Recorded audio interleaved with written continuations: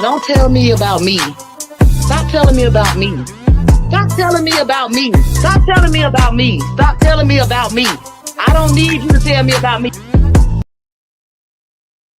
All right, folks, we are back up in here again, and we're switching up the music tonight, y'all. We're gonna switch it up a little bit. I remember we found this song. My dad liked this song, so we're gonna play this one. I can't hear it though. I can barely hear that. Yeah. All right, the beat didn't drop yet.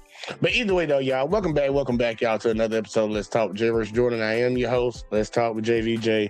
Man, I hope everybody doing all right, man. But on your way in, do your boy a favor, hit that like, subscribe, share, turn them notifications on.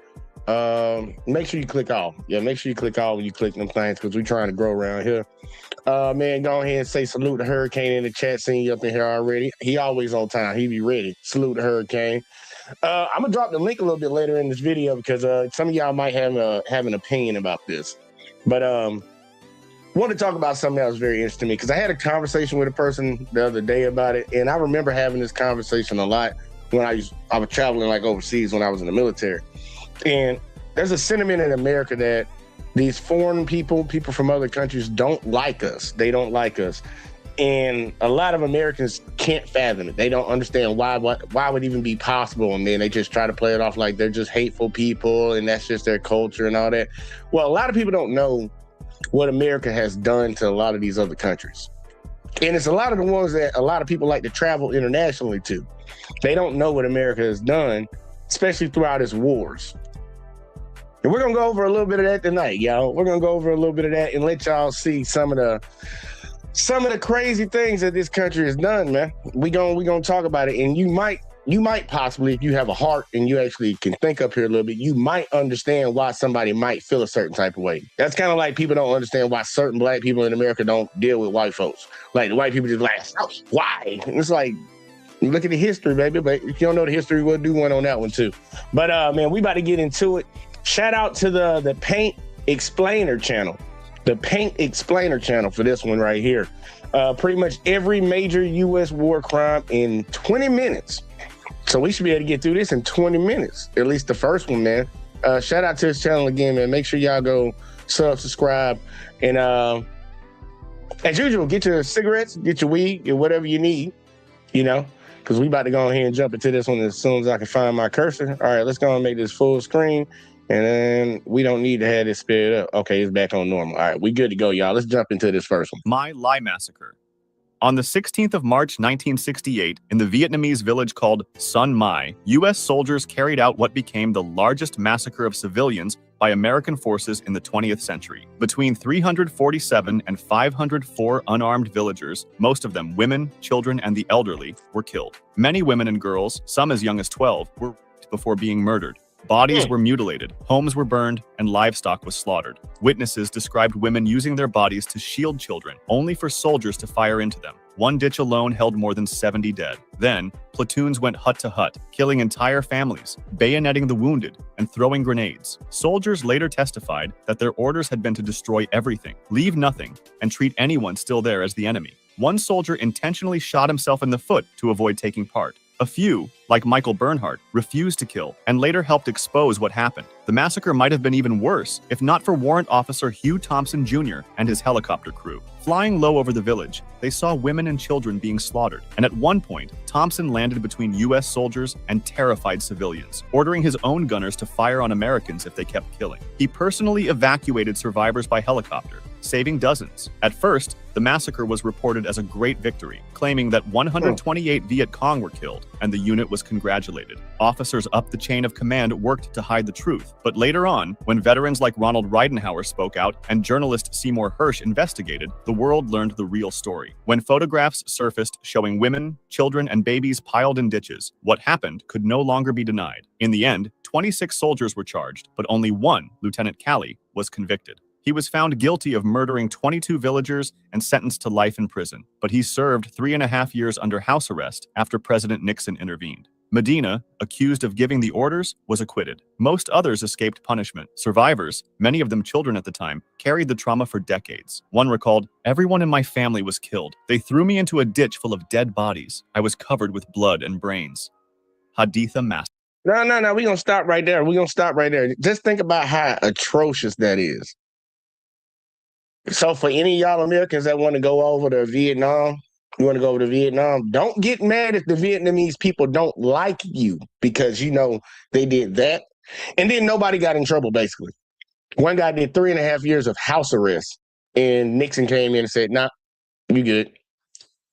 Like, bro, come on now. Shout out to my girl, Miss Embrace of Grace. I see you up in the building. She said, good evening, King. Salute to everyone. And I'm right there with you, Hurricane. F Nixon, man. But they did that to those people. And people will sit back and wonder why somebody wouldn't like you. And y'all try to cover it up, too. That's what be tripping me out when people be like, oh, you just hate America. It's like, nah, bro, I went and served in the military, and you kind of find out what not to do. A lot of these stories right here. Because they have people that's been in for a while, and they'll tell you, old folks in the hood, they might tell you about what happened today. They got folks that be like, bro, when you go over there, don't do this, don't do this. It kind of plays into that big controversy that the right was having the other day when a few Democratic senators, former service members, told the troops, like, it's your duty to not obey illegal orders. And these folks on the right were just going crazy. They telling them, don't listen to the president. I don't think you want to listen to folks when they telling you to do this. But either way, though, let's keep going. Let's go to the next one. What they got? On the morning of November 19th, 2005, in the Iraqi town of Haditha, now think about this. This is in 2025, y'all. 2025. a roadside bomb tore through a U.S. Marine convoy. The explosion killed a Marine instantly and left 2 other Marines badly wounded. Within hours, that turned into one of the darkest chapters of the Iraq War. The Marines shot 5 unarmed men who had been ordered out of their taxi, killing them on the spot. Then, they entered nearby houses. Inside were families with grandparents, parents, and children as young as 1 year old. Nonetheless, 19 civilians were killed in their homes, most shot at close range in the chest or head. By the end of the day, 25 unarmed civilians were dead, with the youngest victim being just 3 years old. The Marine Corps' first official story was false. They claimed that 15 civilians had been killed by the roadside bomb, and that 8 insurgents died in a firefight afterward. However, an Iraqi human rights worker filmed the aftermath: bullet holes in walls, bloodstains on floors, and bodies of women and children with gunshot wounds. A Time magazine reporter then began investigating and found that doctors at the local hospital confirmed that none of the bodies showed bomb injuries, but close-range gunshot wounds. A 9-year-old girl who survived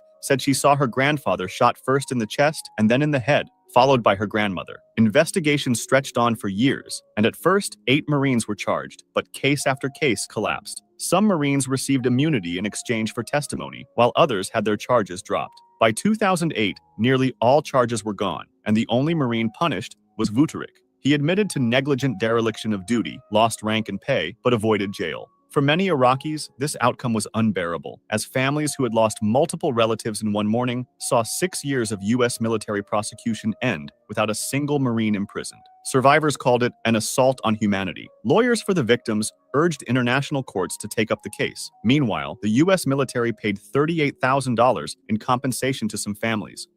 Samar campaign. You're going to see a recurring theme throughout all of this, okay? That's messed up right there. All these are messed up. Just go ahead and get ready for it.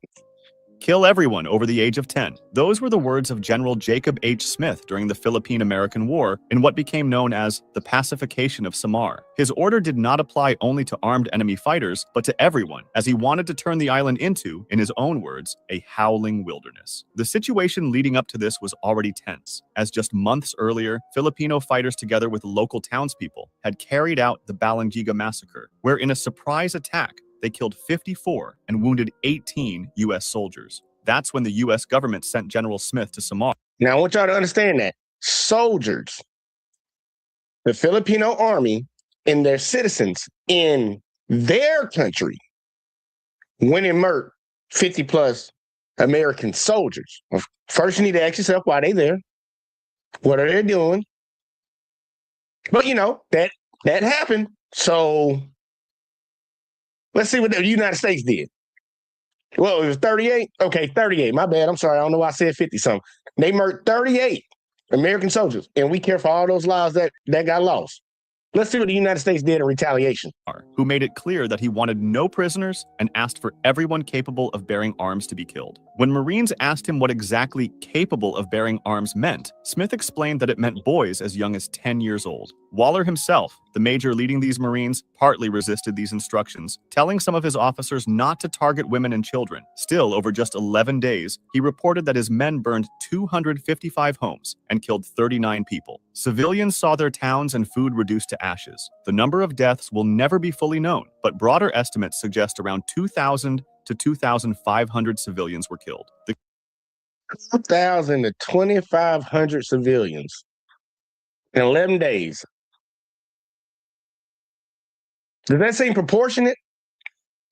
The campaign became infamous in the United States once reports reached home, and Smith was put on trial in May 1902, but not for murder or war crimes. Instead, he was found guilty only of conduct to the prejudice of good order and military discipline, a minor charge. His punishment was just a formal reprimand. To calm public anger, he was quietly forced into retirement. Waller himself was also later put on trial for ordering the execution of Filipino porters, but he was acquitted. Nisour Square. That reoccurring theme, man. Ain't nobody taking no accountability for none of this. And you go to these people's countries and you wonder why they don't like you. Because probably their grandma told them the story about when the Americans came here. And y'all gonna see a reoccurring theme of who's the people that are actually giving these orders that are part of this U.S. military. And see, I got a Big Op in the building. He said this is why they did Full Metal Jacket movie to show how effed up the military was and needed to change, because these evil leaders would take this training and heartless-ish into other countries. Yep, you right about that. You are 100% right about that. Let's keep going, because we ain't done. Massacre. This one was different from the others. It happened without warning, and not by the regular U.S. Army, but by a private contractor known as Blackwater, which made it even more controversial. On a normal morning in September 2007, oh man, they love that Blackwater, Lockheed Martin, all these little private. You can go get your private army if you want it. The United States sure pay for it.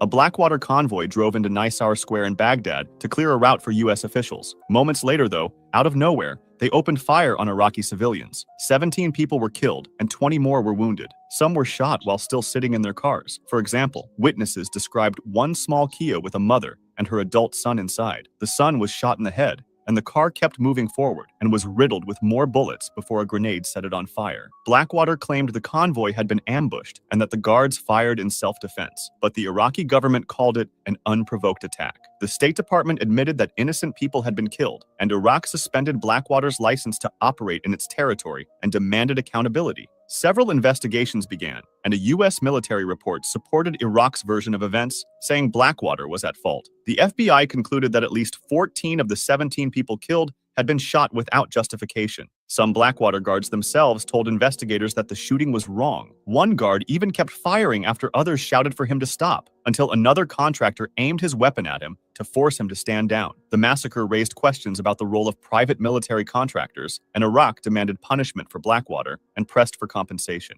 In the U.S., the House passed a bill to bring contractors under U.S. criminal law in war zones, though the Senate did not vote on it. Then, the State Department told Blackwater its security contract would not be renewed, and years later, the case reached U.S. courts. In 2014, 4 Blackwater guards were convicted in federal court. One of them was sentenced to life in prison, while the others received 30 years each under firearms laws. There were some appeals, but in the end, the man originally sentenced to life was once again given life in prison, while the other 3 had their sentences reduced to about half of what they were before. Later on, however, there was a final twist. In December 2020, President Donald Trump pardoned.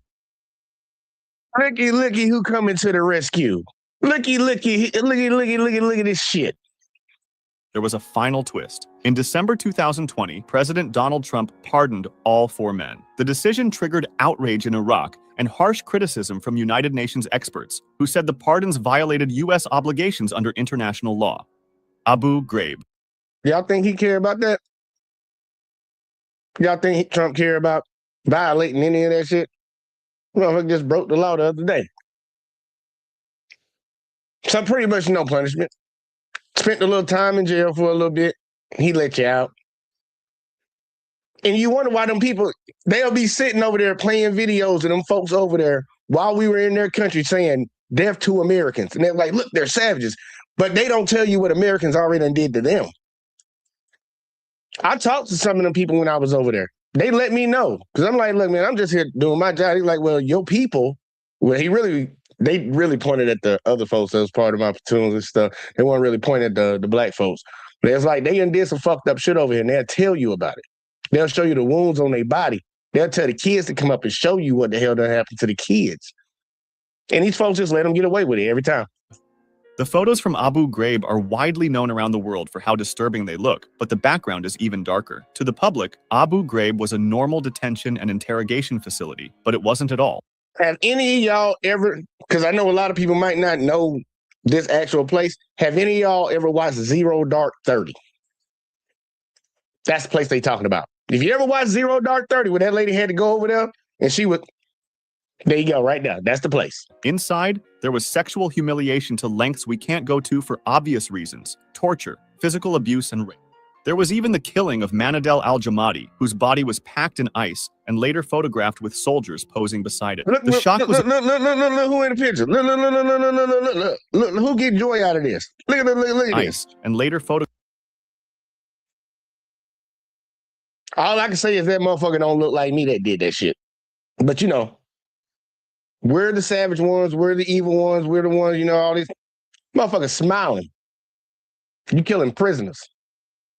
Photographed with soldiers posing beside it. The shock was immediate and worldwide, so the Bush administration answered quickly, saying that these were isolated acts by a few rogue soldiers. However, organizations like the Red Cross, Amnesty International, and Human Rights Watch said the opposite, claiming this was part of a larger pattern across U.S. prisons in Iraq, Afghanistan, and Guantanamo. The Red Cross also reported that most Abu Ghraib detainees were civilians with no connection to armed groups. Then, internal documents showed how they were given approval for what were called enhanced interrogation techniques. These documents would be later known as the torture memos, for reasons you can imagine. They argued that the Geneva Conventions didn't apply overseas and didn't classify the detainees as prisoners of war, which allowed them to hold people longer without charges and deny them the rights normally given to prisoners of war. Other orders showed Lieutenant General Ricardo Sanchez authorizing the use of dogs, extreme heat and cold, reversed sleep cycles, and sensory deprivation. Inside the cells, prisoners were stripped naked and forced into humiliating poses, threatened with dogs, beaten, shackled in painful positions, deprived of sleep and warmth, and forced into sexual acts. Taguba recorded one prisoner sodomized with a chemical light.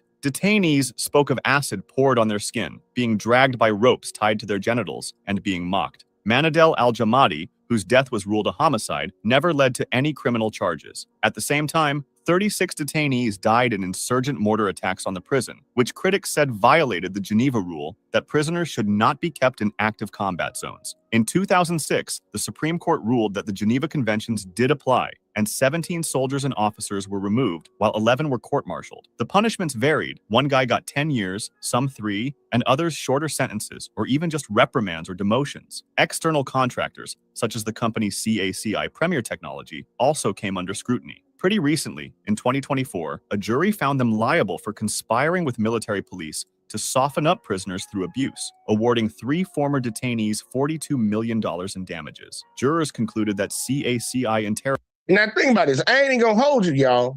What happened in them was bad, and it should never happen. Black people ain't got no case. We ain't got no case around here in America, y'all. That's why I be telling you folks be spitting in your face. They be spitting in your face. They did all that crap to them. They gave 2 men $42 million. Think about the history that we have in this country and what they gave us. More problems. Interrogators facilitated mistreatment even if they did not personally carry it out. Operation Speedy Express. Right, this let's was go one to of the the next most one. brutal and controversial U.S. campaigns of the Vietnam War. You can get an idea of what really happened when you hear that the Army reported about 11,000 enemy killed, but recovered only 750 weapons from the dead. Operation Speedy Express. Let's do the math on that. Hold on. Let's do the math on that. 11,000 enemies, but they only recovered. Hold on, man. Where my red cursor at, man? I can't see that shit. Yeah, well, either way, though. 1,000 enemy killed, but recovered only 7. They slaughtered over 10,000 people.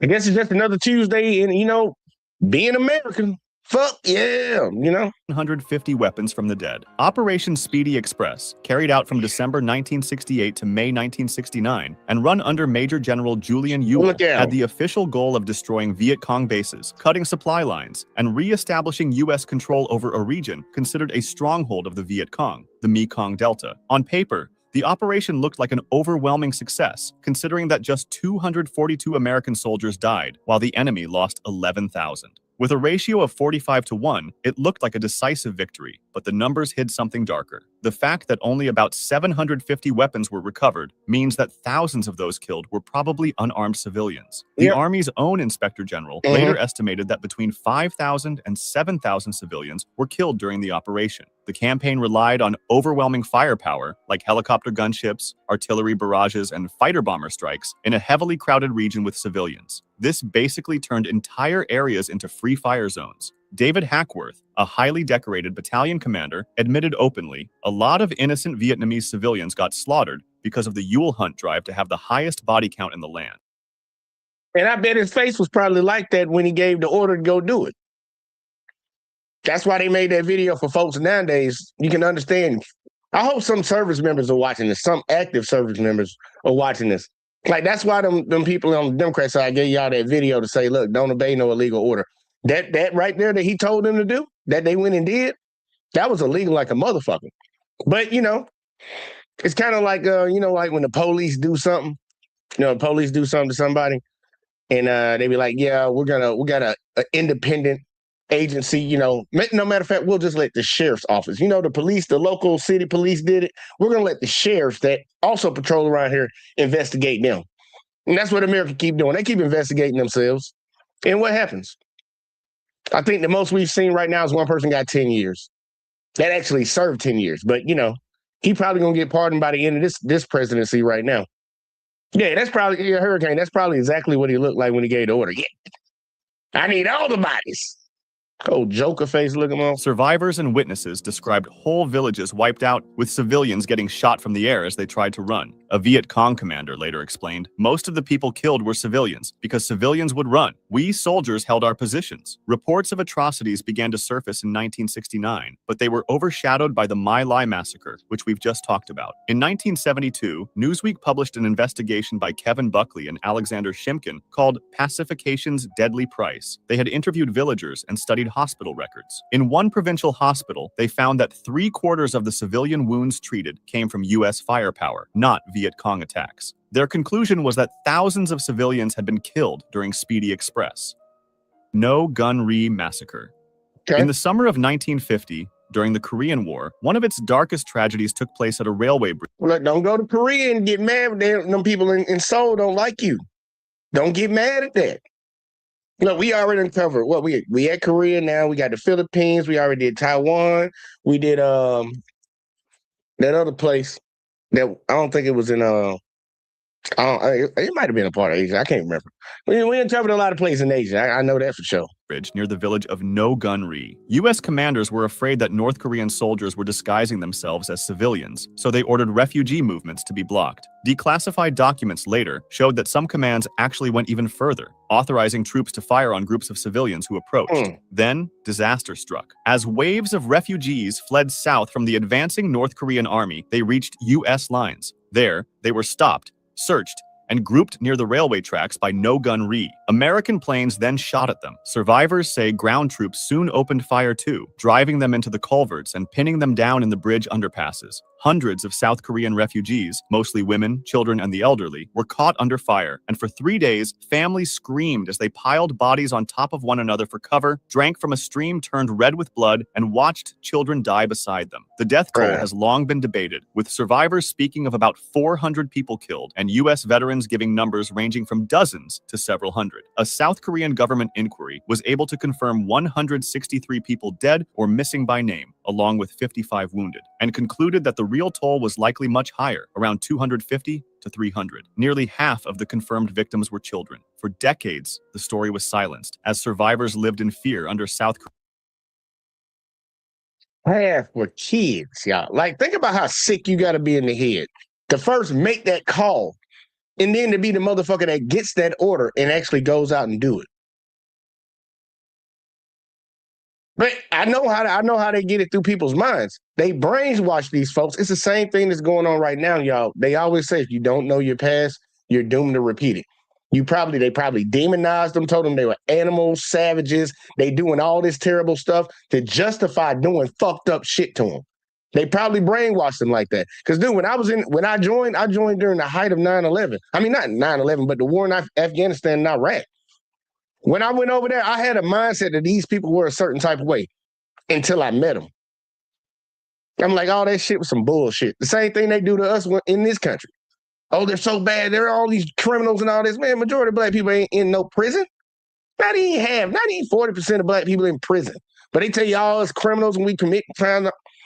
It's the brainwashing. And people are susceptible to it until they got to get outside that bubble to actually see the truth. Or just have a smart mind and listen. Shit, use your day-to-day life as a representation of it. But, let them keep going, man. That's fucked up right there.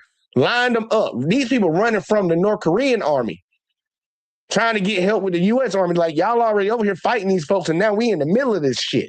We in the middle of it, and we trying to get away. Get them all together, search them real quick, line them up over there. Hey, Jerry, get the plane going. Yeah, get the plane going. Make sure you got some bullets ready. Shoot at them. That's some sick-ass shit, bro. That's some sick-ass shit.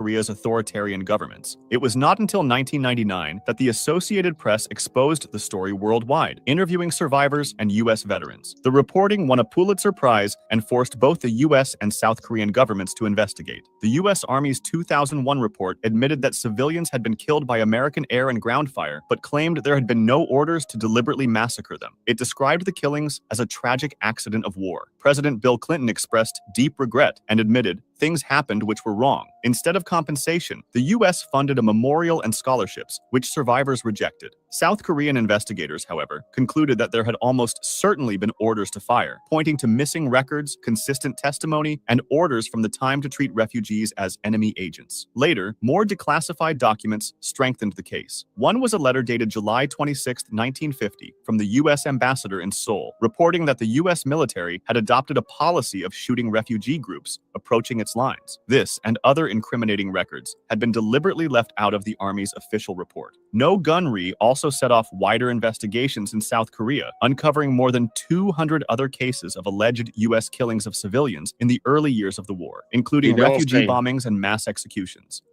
Sand Creek Massacre.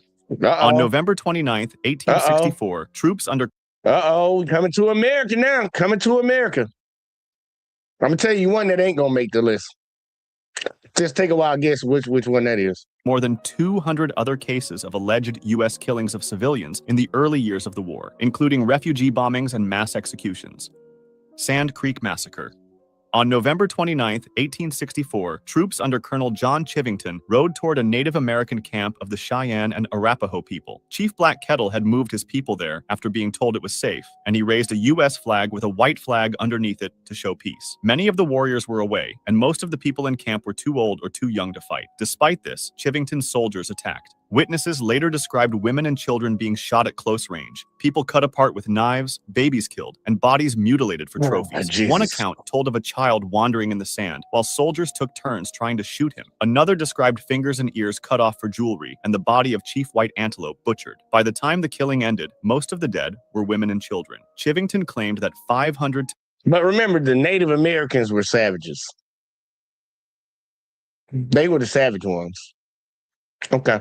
600 warriors were killed, boasting about the number, but other sources said the real number was closer to 150, with about 2/3 women and children. The soldiers suffered far fewer losses. Before leaving, they looted the lodges and returned to kill some of the wounded. The reason why this massacre happened in the first place is even sadder. In the 1851 Fort Laramie Treaty, the U.S. recognized a large Cheyenne and Arapaho homeland. But after the Colorado Gold Rush and new migration, they asked the natives for more land than was agreed, and a small group of chiefs signed the Fort Wise Treaty, ceding most of the land to appease the U.S. Many Cheyenne, though, rejected it as invalid, and tensions rose. The governor told friendly Indians to gather near forts in order to stay safe, and Colonel Chivington himself, while he declared openly that he had come to kill Indians, told those seeking peace to come under military protection at Fort Lyon. That's exactly what Black Kettle did, following his instructions, but his people were pushed out. He still believed the US and white flags would protect them, but the massacre happened. In Colorado and Washington, the story was first reported as a victory, but the truth quickly surfaced. 3 investigations followed, including a congressional inquiry that called it a foul and dastardly massacre. Officers and scouts testified about the killings and mutilations. Captain Soule, who had refused to fire, gave evidence and was murdered shortly after in Denver. Despite the findings, no one was I wonder how that happened. court-martialed. Chivington had already resigned, and while his career ended in disgrace, he avoided legal punishment. A later treaty at the Little Arkansas promised survivors land access and reparations, but those promises were soon broken and replaced with much smaller reservations. Philippines.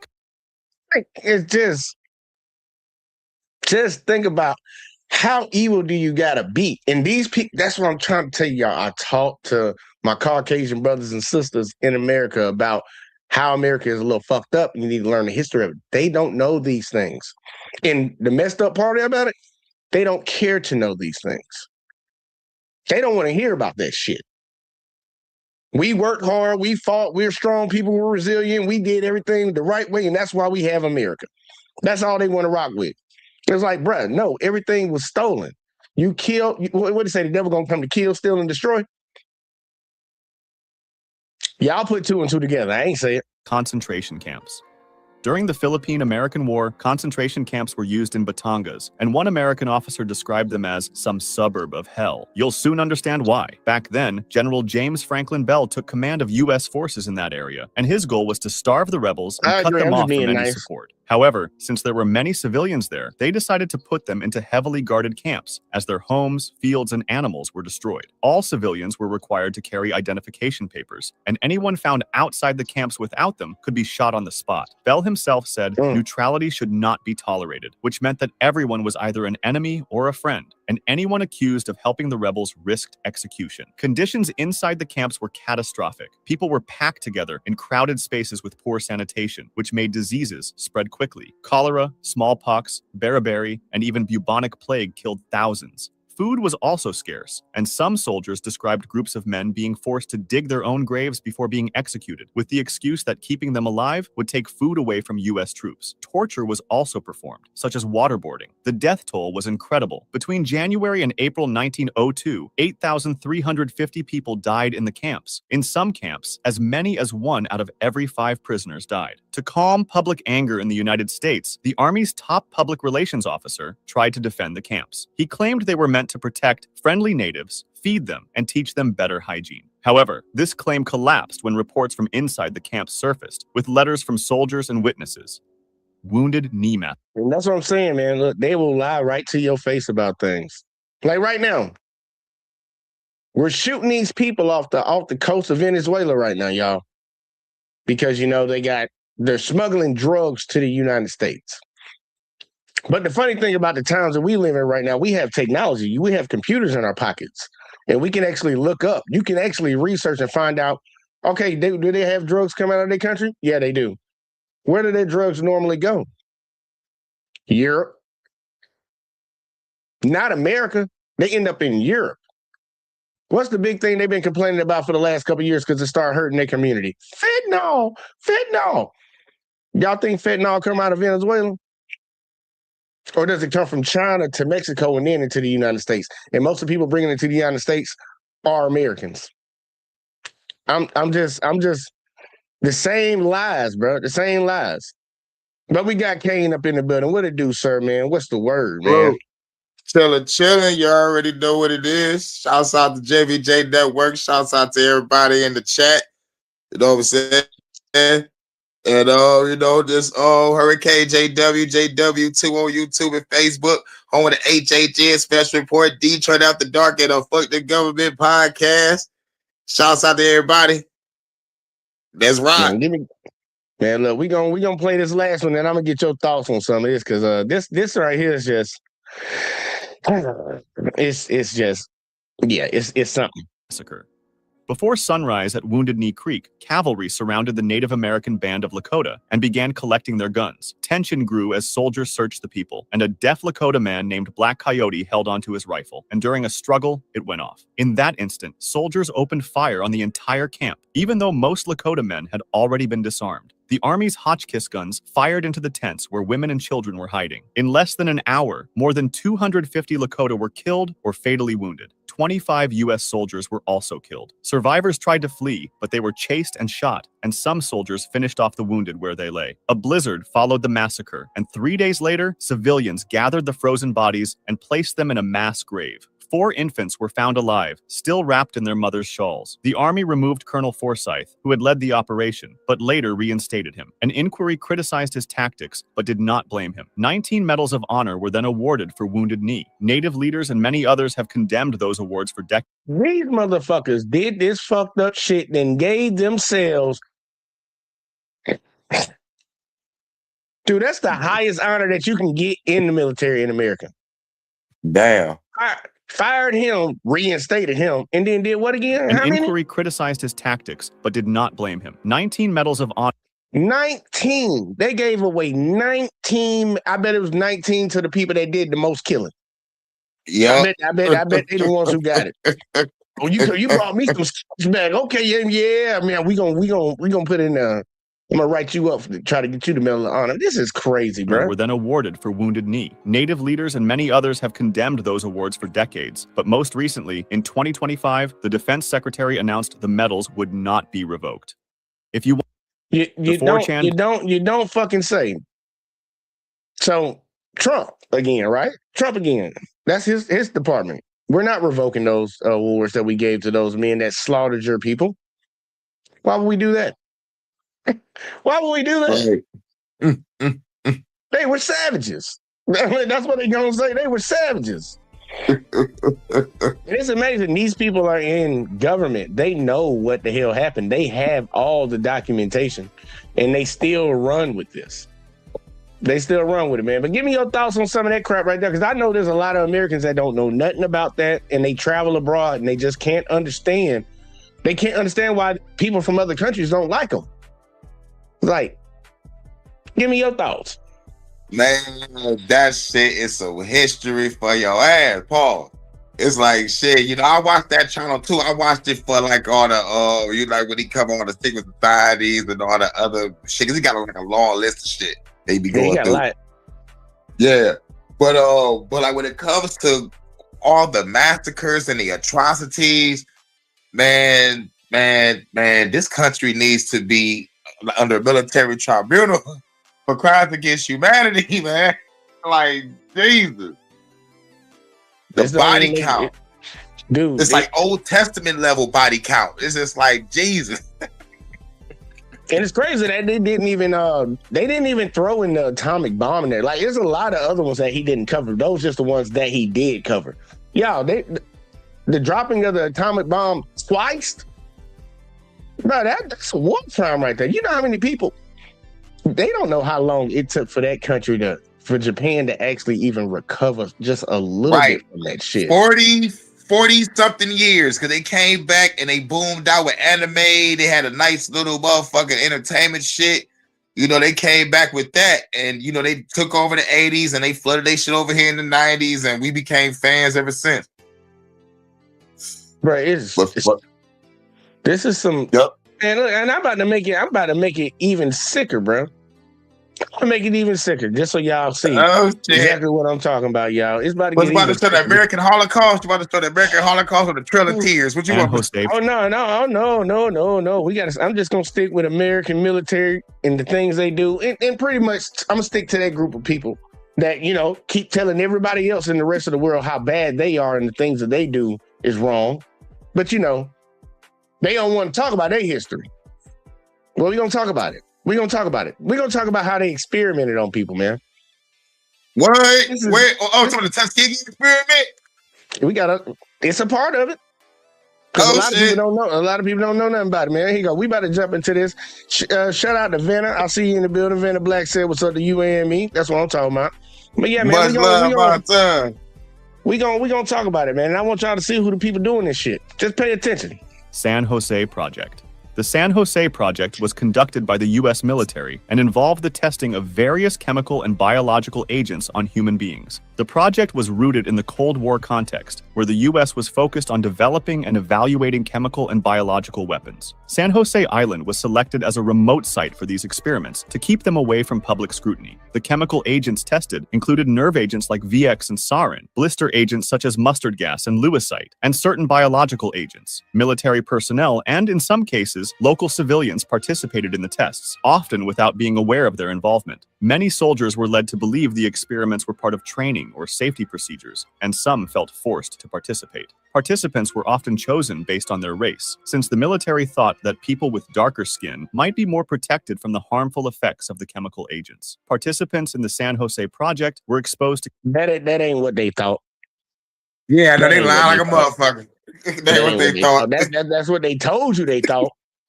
That ain't what they thought. That was at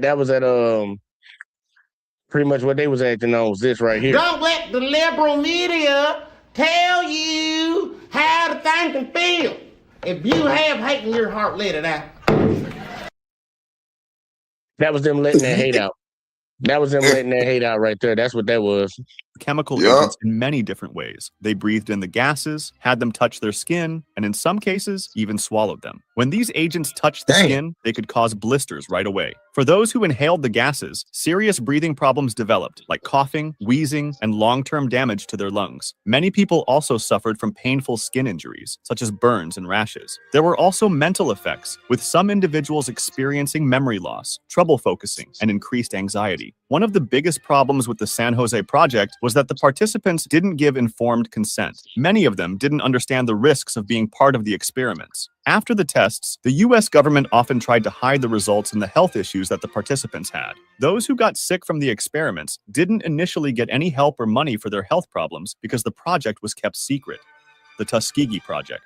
Commonly known as the Tuskegee Study of Untreated Syphilis, this Hey, well, actually, that one count for us too because we was a part of that. You know, they said they think the darker people might have a better resistance to this shit. So listen, there's a lot of black people up in there, a lot of blacks and Hispanics. But here you go, Tuskegee, man. This other service members, black service members. Called it. Look what Tuskegee experiment. I called it.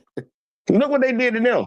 study aimed to see how untreated syphilis affected African American men, since the researchers thought black men were less likely to seek treatment or understand the dangers of syphilis. About 600 men were involved, with around 399 having syphilis and 201 not, and they were told they were being treated for bad blood, which was a term for various illnesses, believing they were receiving free healthcare. In reality, the researchers did not provide proper treatment for syphilis because they wanted to observe how the disease progressed without intervention. The study caused severe health issues for many participants, including complications from untreated syphilis, such as heart problems, brain damage, and other serious illnesses. Some men suffered for years before they passed away from these complications, and many families were affected by the long-term consequences. Even after penicillin became available in the 1940s as an effective treatment for syphilis, the researchers withheld it from the men in order to keep their research going. The death toll from the study was significant, with 100 participants dying from syphilis or its complications by the time the study ended in 1972.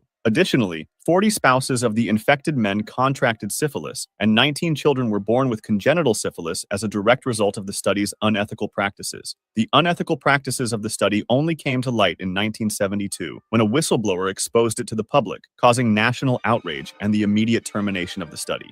United Kingdom's Death Island. Oh, did you hear about anybody going to jail for that though? Hell no. Hmm. UK Death Island. What? Oh yeah. Oh, look. It's gonna hit a lot of they people shit that they don't know. They don't know what they done did. Look, we're gonna show you, man. Yeah, this is some sick ass shit right here.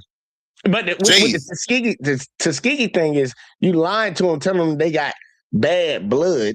Right, what the fuck does bad blood mean? Like, what the fuck? I'm a demon or something? You got bad blood because you're black. Like, what? Yeah, I guess so. Look, they indoctrinated into a lot of these coons that run around here right now. All them years of slavery, people brainwashed, people psyched out. They believe anything the white master tell them. So you say they got bad blood. You acting like you treating them for bad blood, even though they perfectly fine. You give them this disease. You know they gonna go home and have sex with their wife. Yep. So now their wives are getting infected. And then they having kids, and the kids are born with the shit. And y'all, like, we're not even gonna talk about it. We're gonna hide it, and we're gonna lie about it too once it comes out. Like, bro, that's some sick ass shit, man. But everybody else is the problem, right? Everybody else is the evil ones, right? You know, the people over there Right. saying death to America, they the evil ones, right? They just saying some shit. Y'all actually out here doing some shit. Y'all out here doing a lot. Right. Doing a goddamn lot. But let's find out about the Death Island. What's up with the Death Island? Experiment.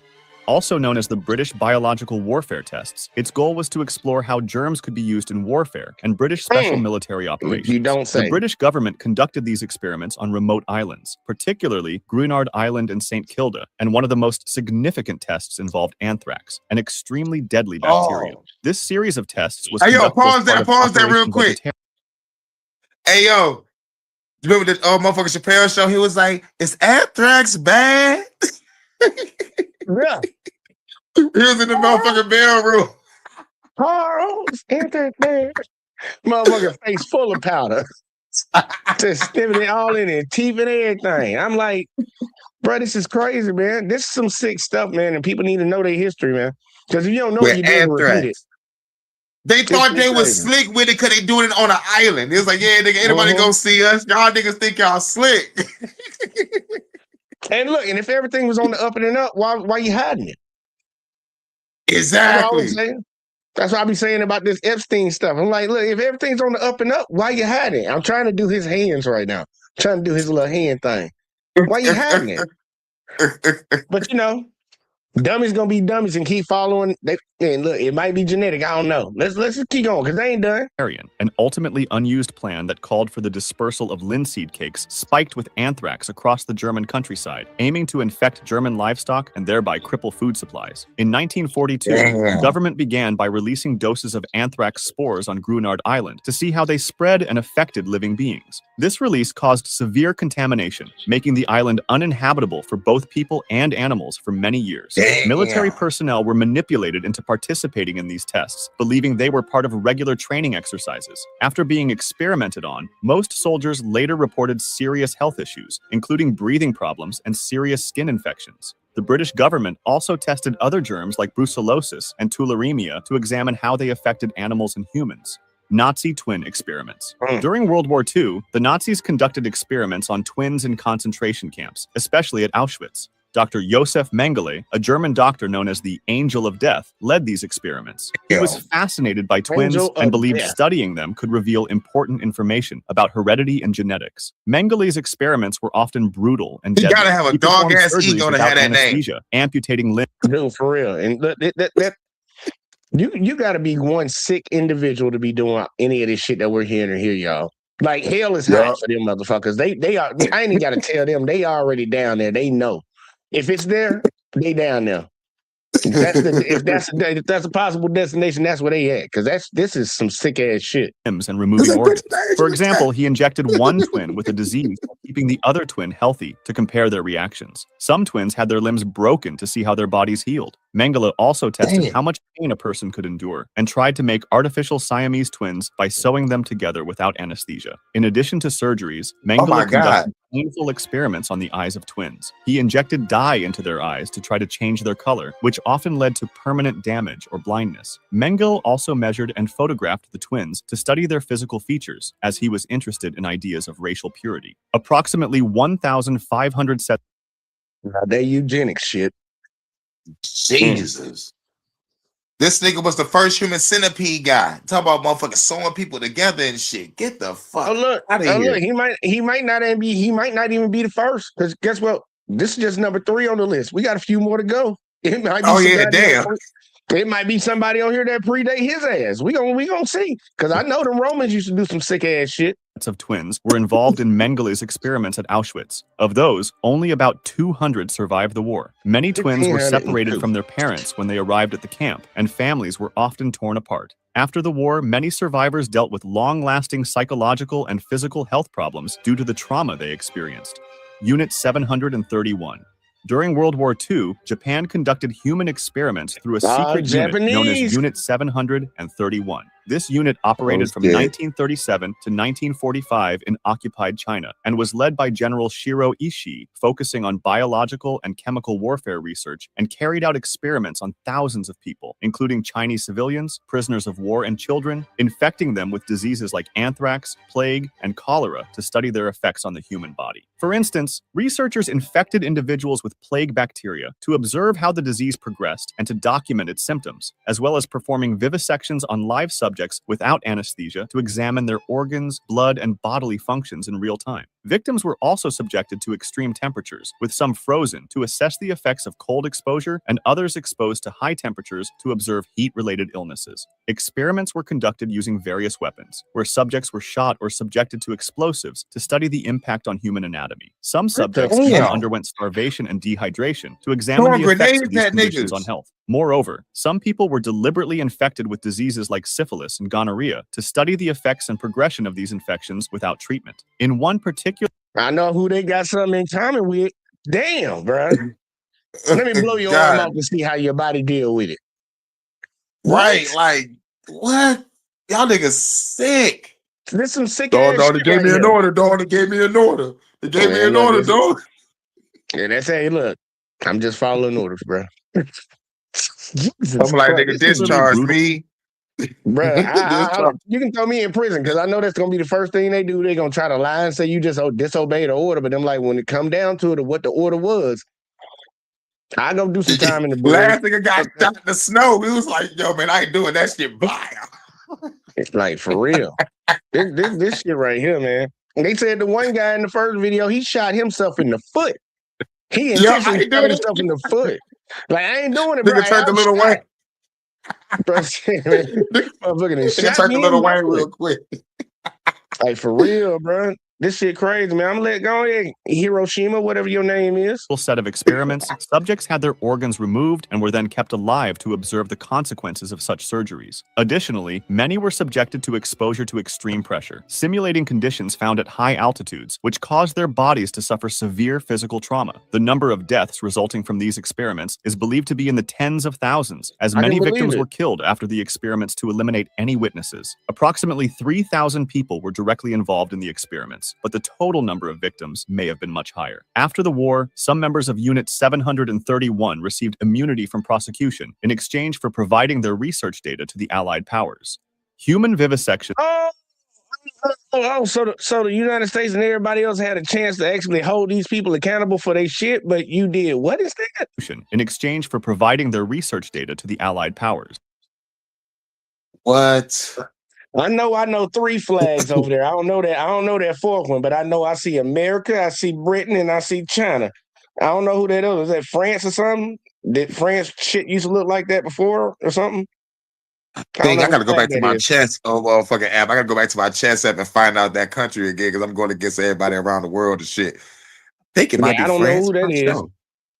Yeah, 'cause I know France is red, white, and blue, but I don't ever remember them having like no two-tier cross on their shit. But you know, it could be an Asian country. Ain't no telling. But I see America. They got a thing with people that like to do weird experiments on folks.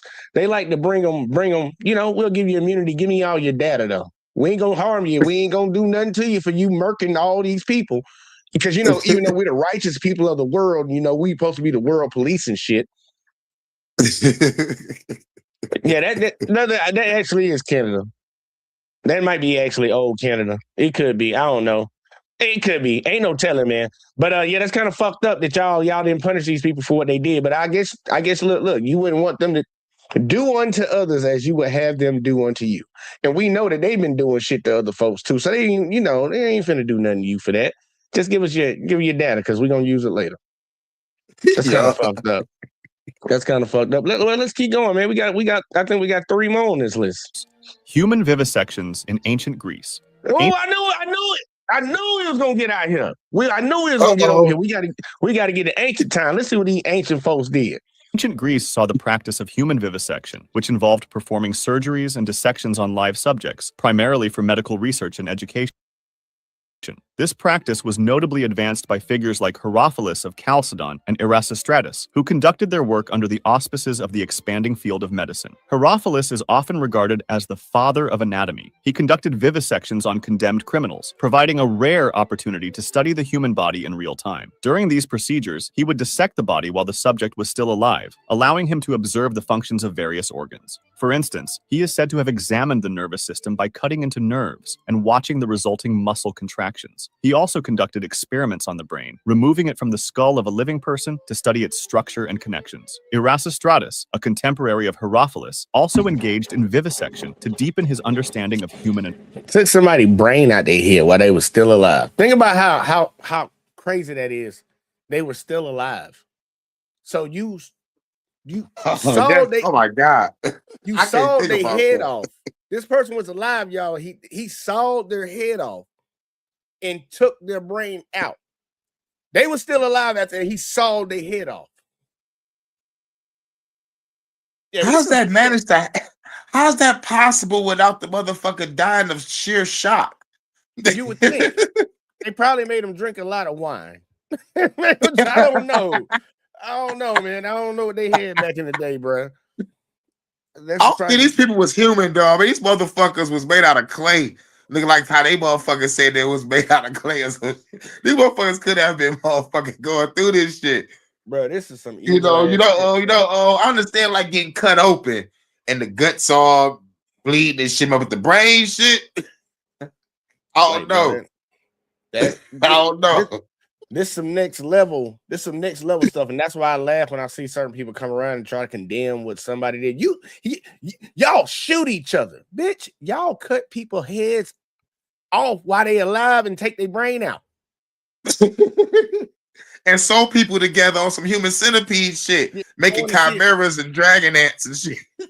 Like what we? There's levels to this shit, man. It's levels. Damn, I'm gonna let them keep going, but damn, bro, that's.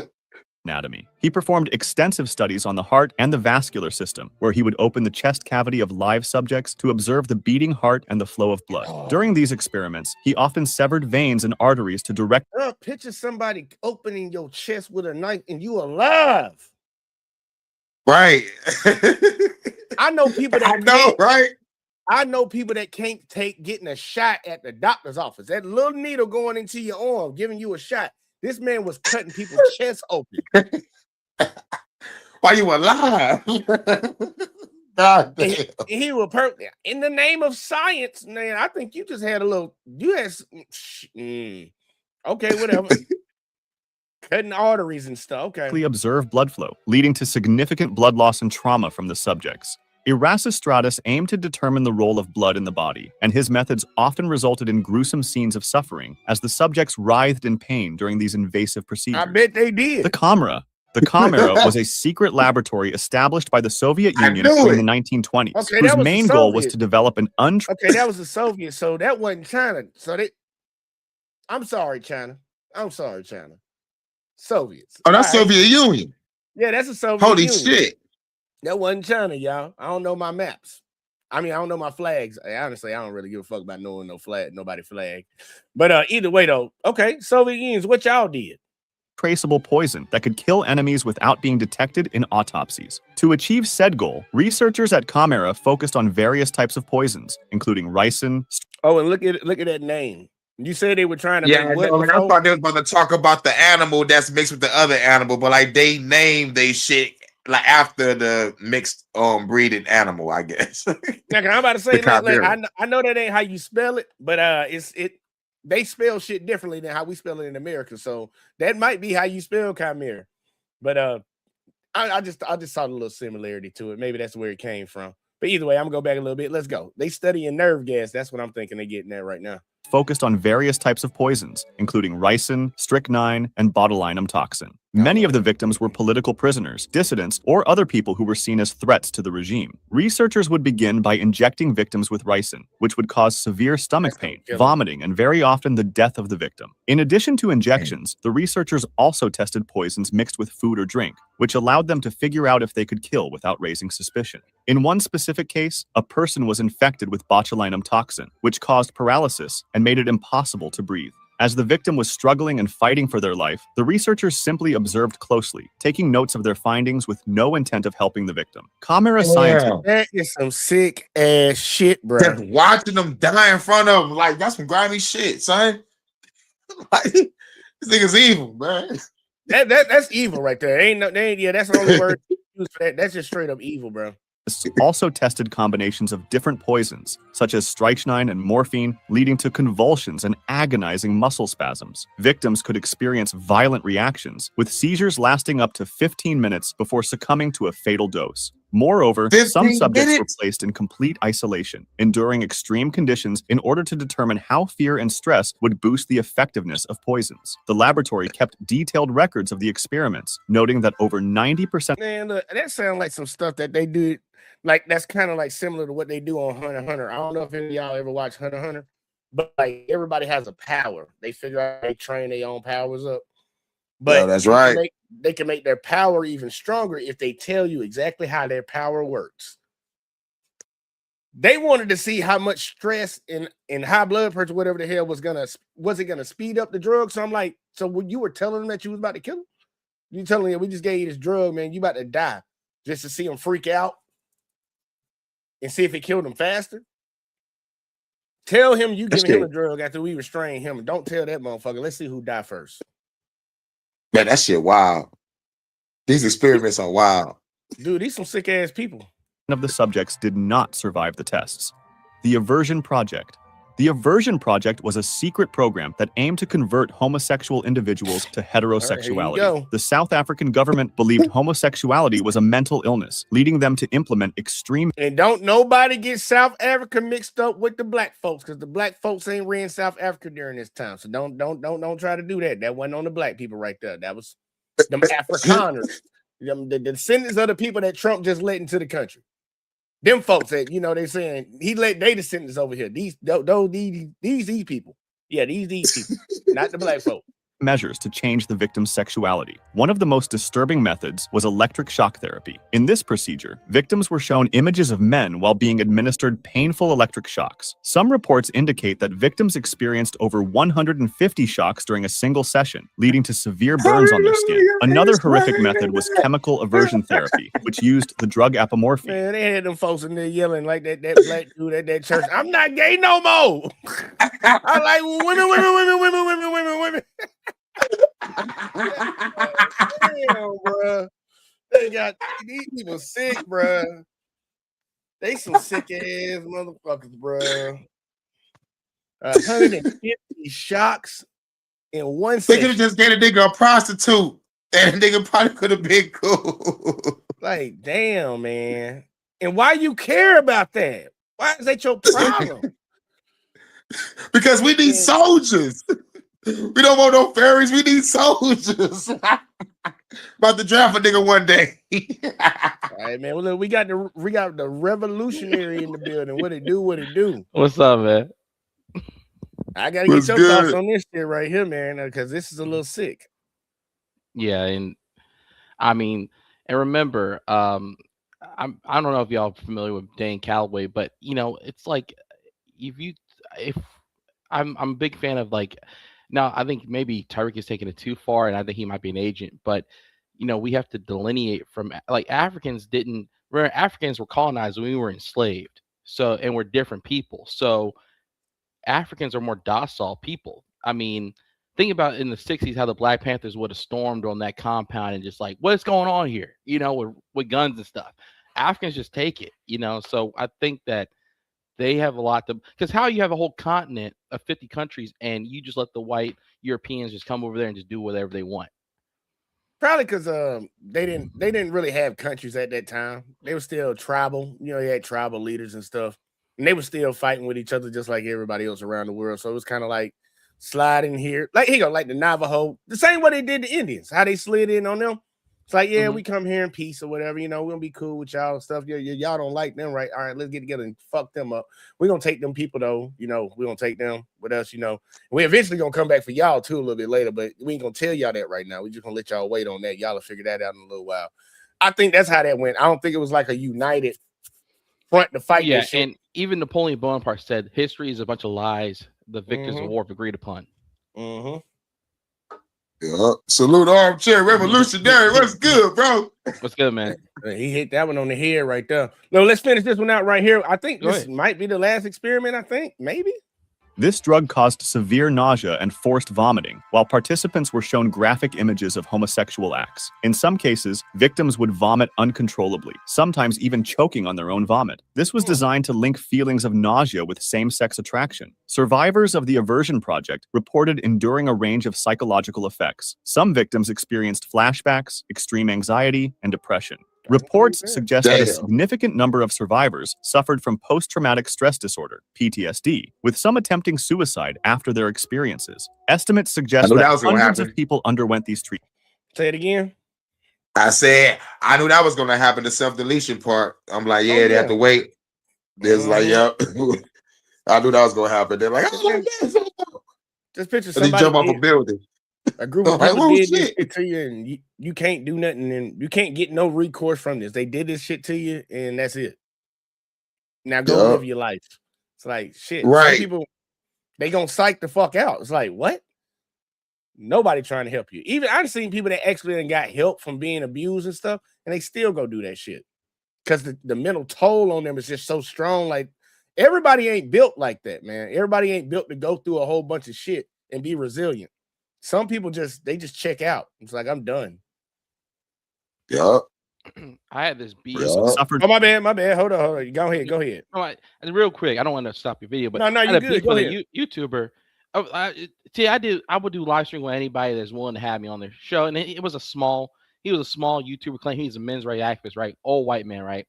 We Okay. had this live stream. It would be only once every 3 months, and it was all through about 2 years. I did on and off again every 3 to 6 months. Do a live stream with this guy named Bill, right? And turns out this guy is a closeted white supremacist. And also, he's one of these crazy white folks that think that you're born a homosexual, all this type of nonsense. So we eventually would talk once every 3 months on the phone. We got each other's phone number, and then he said, "Oh, I have a acquaintance of mine who has he said mild autism. Turned out it was severe." Okay. And I was living in North Carolina at the time.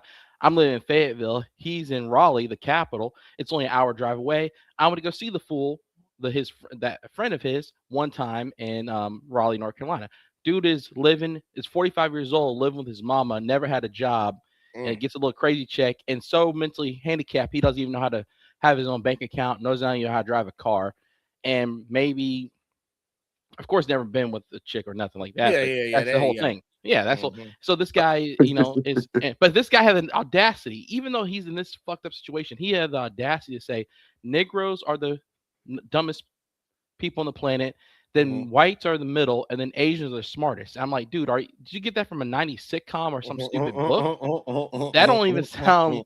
I was in the military, dude, for 4 years. I saw Asians I saw Asian flunk out of intelligence school and had to get reclass. I saw this whole thing of Asians are always smart is just a fabrication of 80s sitcoms and shit. It ain't reality. So it's not. It's built off the systems that they set up and what they want to grade on. That's why a lot of kids in America are going through the American education system, the public one that they designed, and look at the result of these kids. They're fucked up. John D. Rockefeller. Johnny Rockefeller. Prussian School of Learning, basically. Yeah. And so then, let me get to the punchline here real quick. So I feel like this guy's a mentally handicapped. I don't want to be friends with a white supremacist mental handicap guy, of course. Me being who I am, but I'm willing to reach out. You claim you're a men's rights activist, but you really secretly closeted white supremacist, right? So didn't excommunicate the guy and didn't talk to him no more. He's mentally can't help me he ain't going nowhere. It's like a loser. Yeah. So then, and white boys be losers, and still the system props them up. So anyway. So a year later, I hear that the leader, Bill, never met this guy in person, lives all the way up north. I live in the south. He says, "Oh, by the way, Warren, the guy I met, committed suicide." I think suicide's okay to say on YouTube. I think you can say it. We already there. Okay, he committed suicide by hanging his dumbass with a rope and shit. And I'm like, okay, damn. I guess he had a 22, but he was afraid. He had a big head and was skinny little body. So if he shot himself, it would have bounced around and he probably would suffer. So anyway, then he committed suicide. So then I went on another So Bill had a friend named Steve, also a live streamer. I went on his live stream and said, "Oh yeah, I met the guy that committed suicide one time, and he, even though he was fairly friendly to me, but the guy said these white supremacy ideologies and shit, and his autism had no excuse to excuse that type of even Forrest Gump. I know he's a fictional character, but for example, Forrest Gump wasn't a white supremacist. He was just a mentally slow guy that was in the military. Like, so he loved Bubba. So he never said, "Oh, Bubba's people are all silly and slow." So anyway, so then, and then I also talk about, when I talk about, like, if I talk about African and put them down, I'm talking about the culture. I'm not talking about inherently they're stupid. I'm talking about the culture. Why would they just let people? They don't have a Nat Turner in Africa, basically. So anyway, then I said, like, then I said, went on Steve's platform and did that. Bill watches Steve all the dang time. So Bill got butthurt and madder than a mug. But he wasn't 5 foot tall. He went madder than a mug. He made a 25-minute video about how I'm a piece of shit for talking about Warren, and Warren wasn't a racist. I'm like, ain't the definition of white supremacy or racism is saying that black people are stupider inherently? Isn't that the whole ideology? So I'm basically, the last 6 months, my channel has turned into, every time Bill goes on live, I shit on him and use facts to shit on him because he's an idiot. Like, you made a 25-minute, you made 2 videos that shit on me. One was 25 minutes and you said my name explicitly, first, and my first name Corey, and my name on my channel, Archer Revolutionary. Then one, he just threw shade at me. Another 25-30-minute video, making all these excuses for Warren's stupid ass, when, it was unfortunate he took his own life, but he said these crazy remarks. Yeah, we ain't gotta lie on the person. I say this all the time, man, because people get offended when I say fuck the founding fathers. Like, I have no respect for them. They're not our fathers. Yeah, they're our enslavers. They came over here, threw a net on us, and made us work for free and didn't pay us back. Yeah, so I'm all for saying that, and they like, oh, well, they did great things. They can do great things, and I can still call them out for who they were. Yeah, I made a video a night ago about that. Yeah, I know people that done robbed and stole, and they also done gave a homeless person $5. That $5 they saving grace for every other bad thing they did in their life. Yeah, that's like a mob boss, like, for example, like Kingpin from Marvel or Tony Soprano, giving to charity after all his money's come from selling drugs, prostitution, whatever. Yeah, it's false equivalence, man. It's false equivalence, man. It doesn't; those don't equate to each other.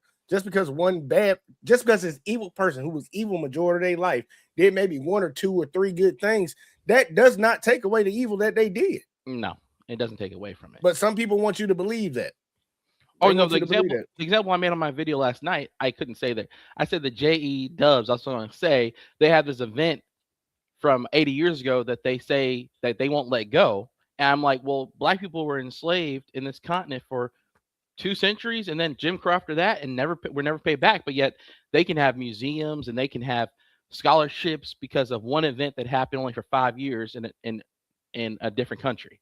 So that's the example I made last night. No, it was a night ago. I think it was a good example, man. I think it was a good example, and we're gonna talk a little bit more about this shit in a second. Here you go. We're gonna finish this last little bit off here. This last, I don't even think it's like fucking 10 seconds. From post-traumatic stress disorder, PTSD, with some attempting suicide after their experiences. Estimates suggest that hundreds of people underwent these treatments, but exact numbers are hard to determine. If you want to discuss this video, that was it. That was the end of that shit, man. Look, that's some sick ass shit right there, man. That's some sick ass shit. And you right, my boy Jive. Look, and Revolutionary said it a second ago. History is told by the victors, and people need to really truly understand that. You gotta go. There are books that people have written, because like people like Abraham Lincoln, they hype him up like he was just a great man. He had a diary. I hope people know that. Or a journal. You know, he don't say a journal because he was a man. It's like, yeah, he told you how he felt about things. He told you how you felt about things. And they want you to sit around and honor that man because, you know, he signed the Emancipation Proclamation. That man didn't give no fuck. He look, go read his journal. He'll tell you he didn't give a fuck. All he was worried about was all he said he wanted to form a perfect union. Dude, they were still fighting with other folks. They still had to deal with the French. They still had to deal with the Brits. They had already committed treason against the Brits. Bro, they couldn't be fighting each other they were going to lose land. They still fighting the Native Americans. They still fighting the Mexicans that's in this country. They still fighting all these folks. They got war all around them. Well, They the South got their rifles from at the time. They got their rifles from the French for the Civil Mhm. War because the large French population in Louisiana, for example. So the French sympathized with the South because of the large French population in Louisiana. So Yeah. they got their weapons from the French. Yeah. The South didn't have industry to make the weapons. They That's didn't part have of the reason nothing they but- lost. Yeah. Yeah, they Only didn't have nothing. plantations. Yeah, they had agriculture. That was their. They had agriculture with free labor. They didn't really have. They didn't have technology. That wasn't their type of thing. But I just don't. I don't get it, man. Shout out to my boy Reality Job. He said only the victors tell it. He said not slaves. He say on this atmosphere, I got you. My girl Miss Alexis from Texas in the building. She said howdy to everybody on the panel.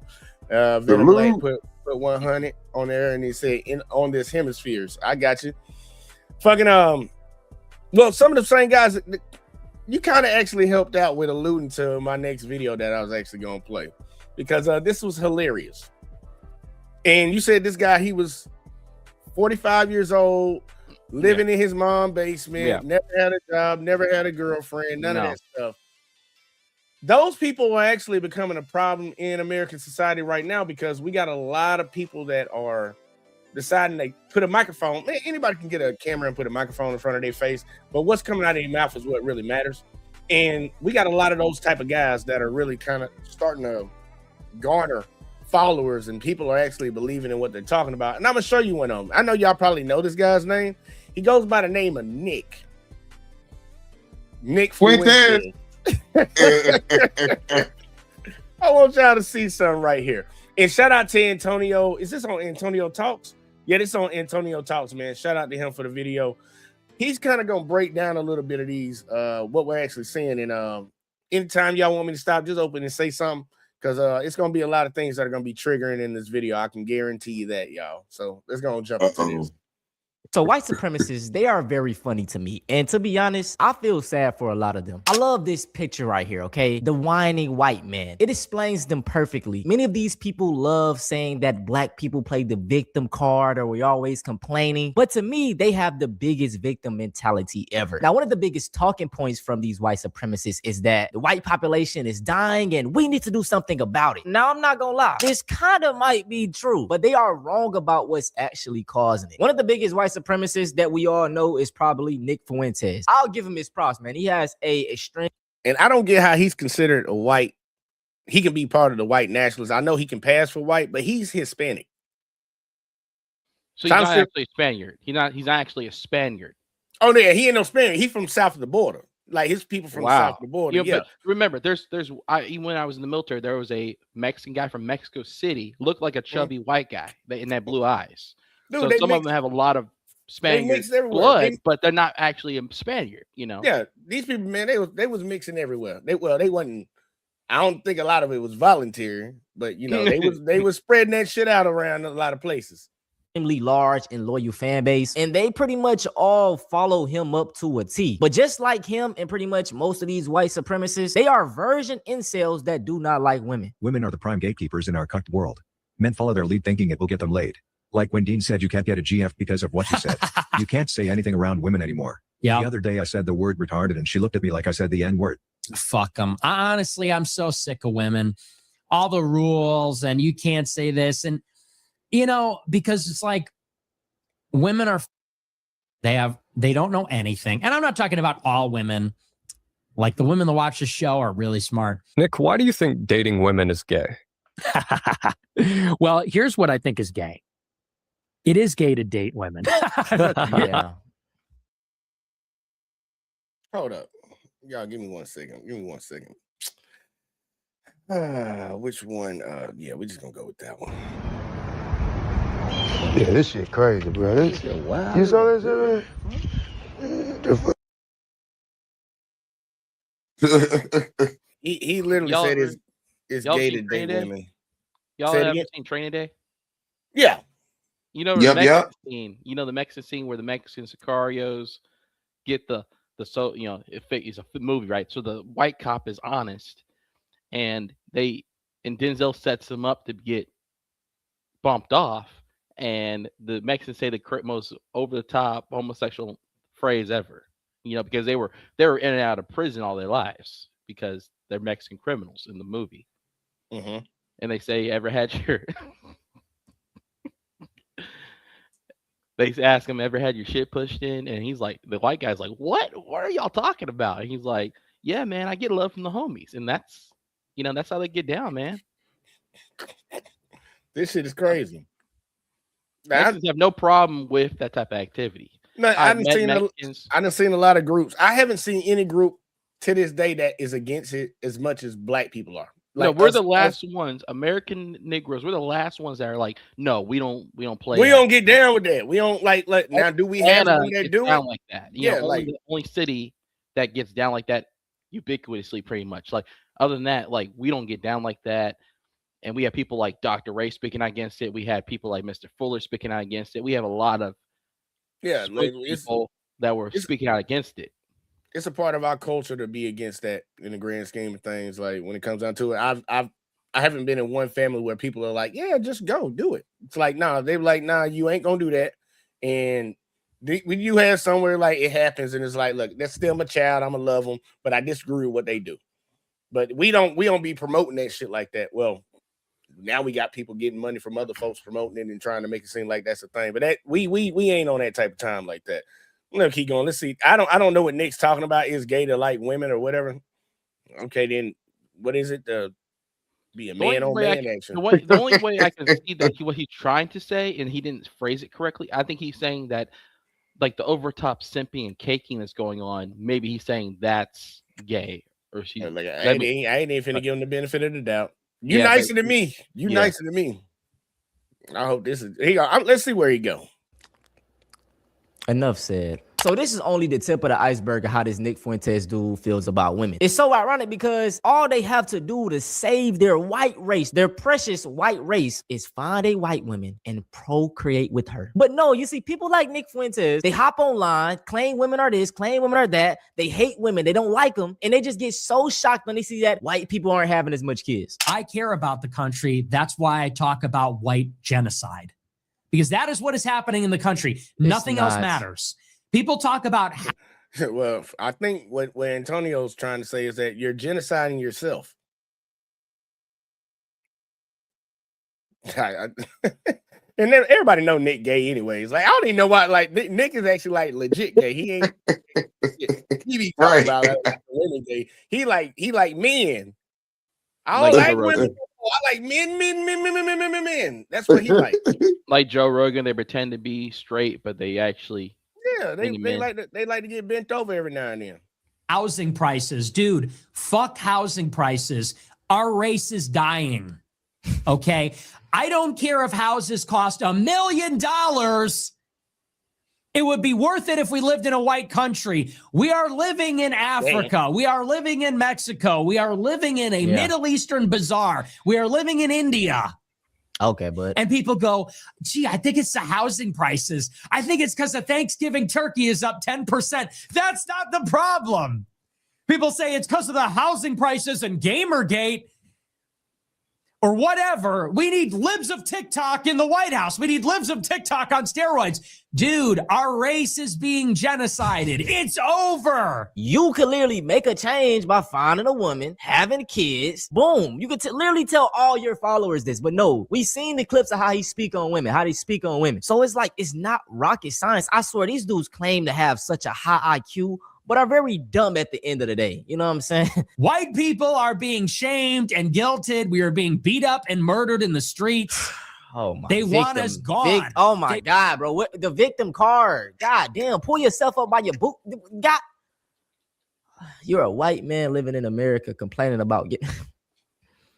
Oh my goodness! I'm so sick of this victim mentality, y'all. Like these. They want us to kill ourselves because we did the Holocaust. They're telling us in school, you're racist. You did the Holocaust. You're a piece of shit. You know the funny thing about what he's saying?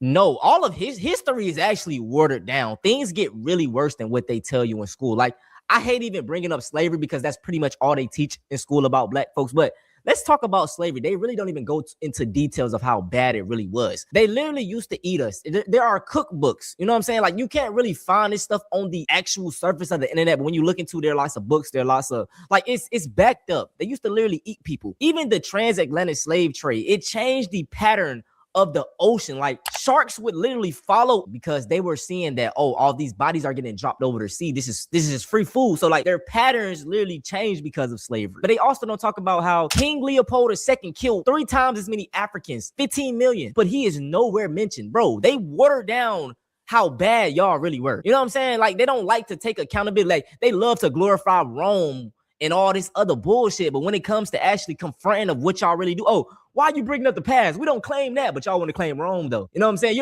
You're mighty and proud for shit like Rome, but when the actual other dirt is brung up, oh, nah. Now you're going to commit suicide as a civilization. And someone like myself gets up and says, you know what? Fuck you. Someone like me gets up and says, you know what, Jew, go back to fucking Israel. Bro, these folks, look, I said, love black. I don't even know why they. Bro.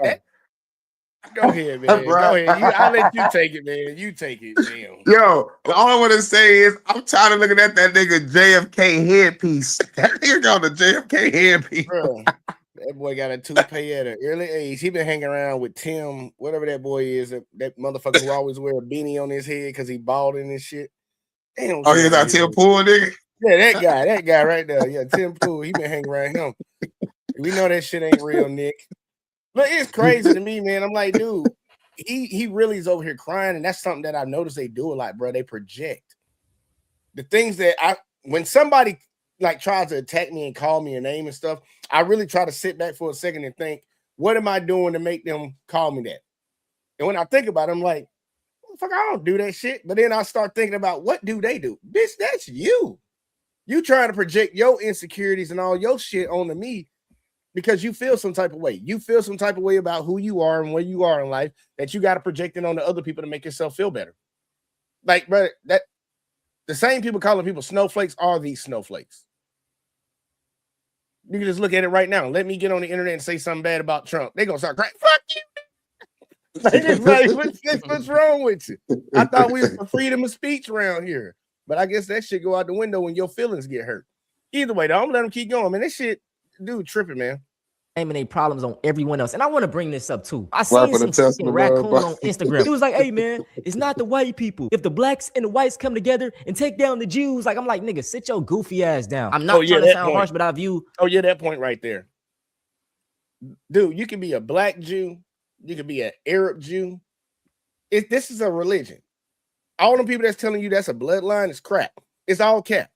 Those are white Europeans over there doing all that fucked up shit to the Palestinians. Those are white Europeans. They're trying to separate themselves from other white people. And the main reason they're doing that because them bitches got so much power. Look what they got your president doing right now. I read a book 10 years ago called, and I don't know how true this is, but it was called The Synagogue of Satan. And it said that they come from basically Hungary. So they're basically Yiddish. They come from Hungary. They're white people. So they have just like the white man in America has no entitlement to the land. They don't have entitlement to that land. None whatsoever. They don't come from there. People over here. You know how many people are not going to read their book though because of the name. Yeah, right. You know how many people did listen to 3 6 Mafia because of the name. Well, I have it on. But we got to read that book. Got to read it.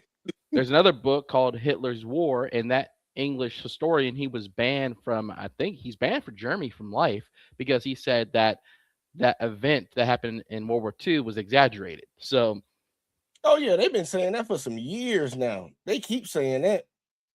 That didn't really happen. The numbers aren't really what they are.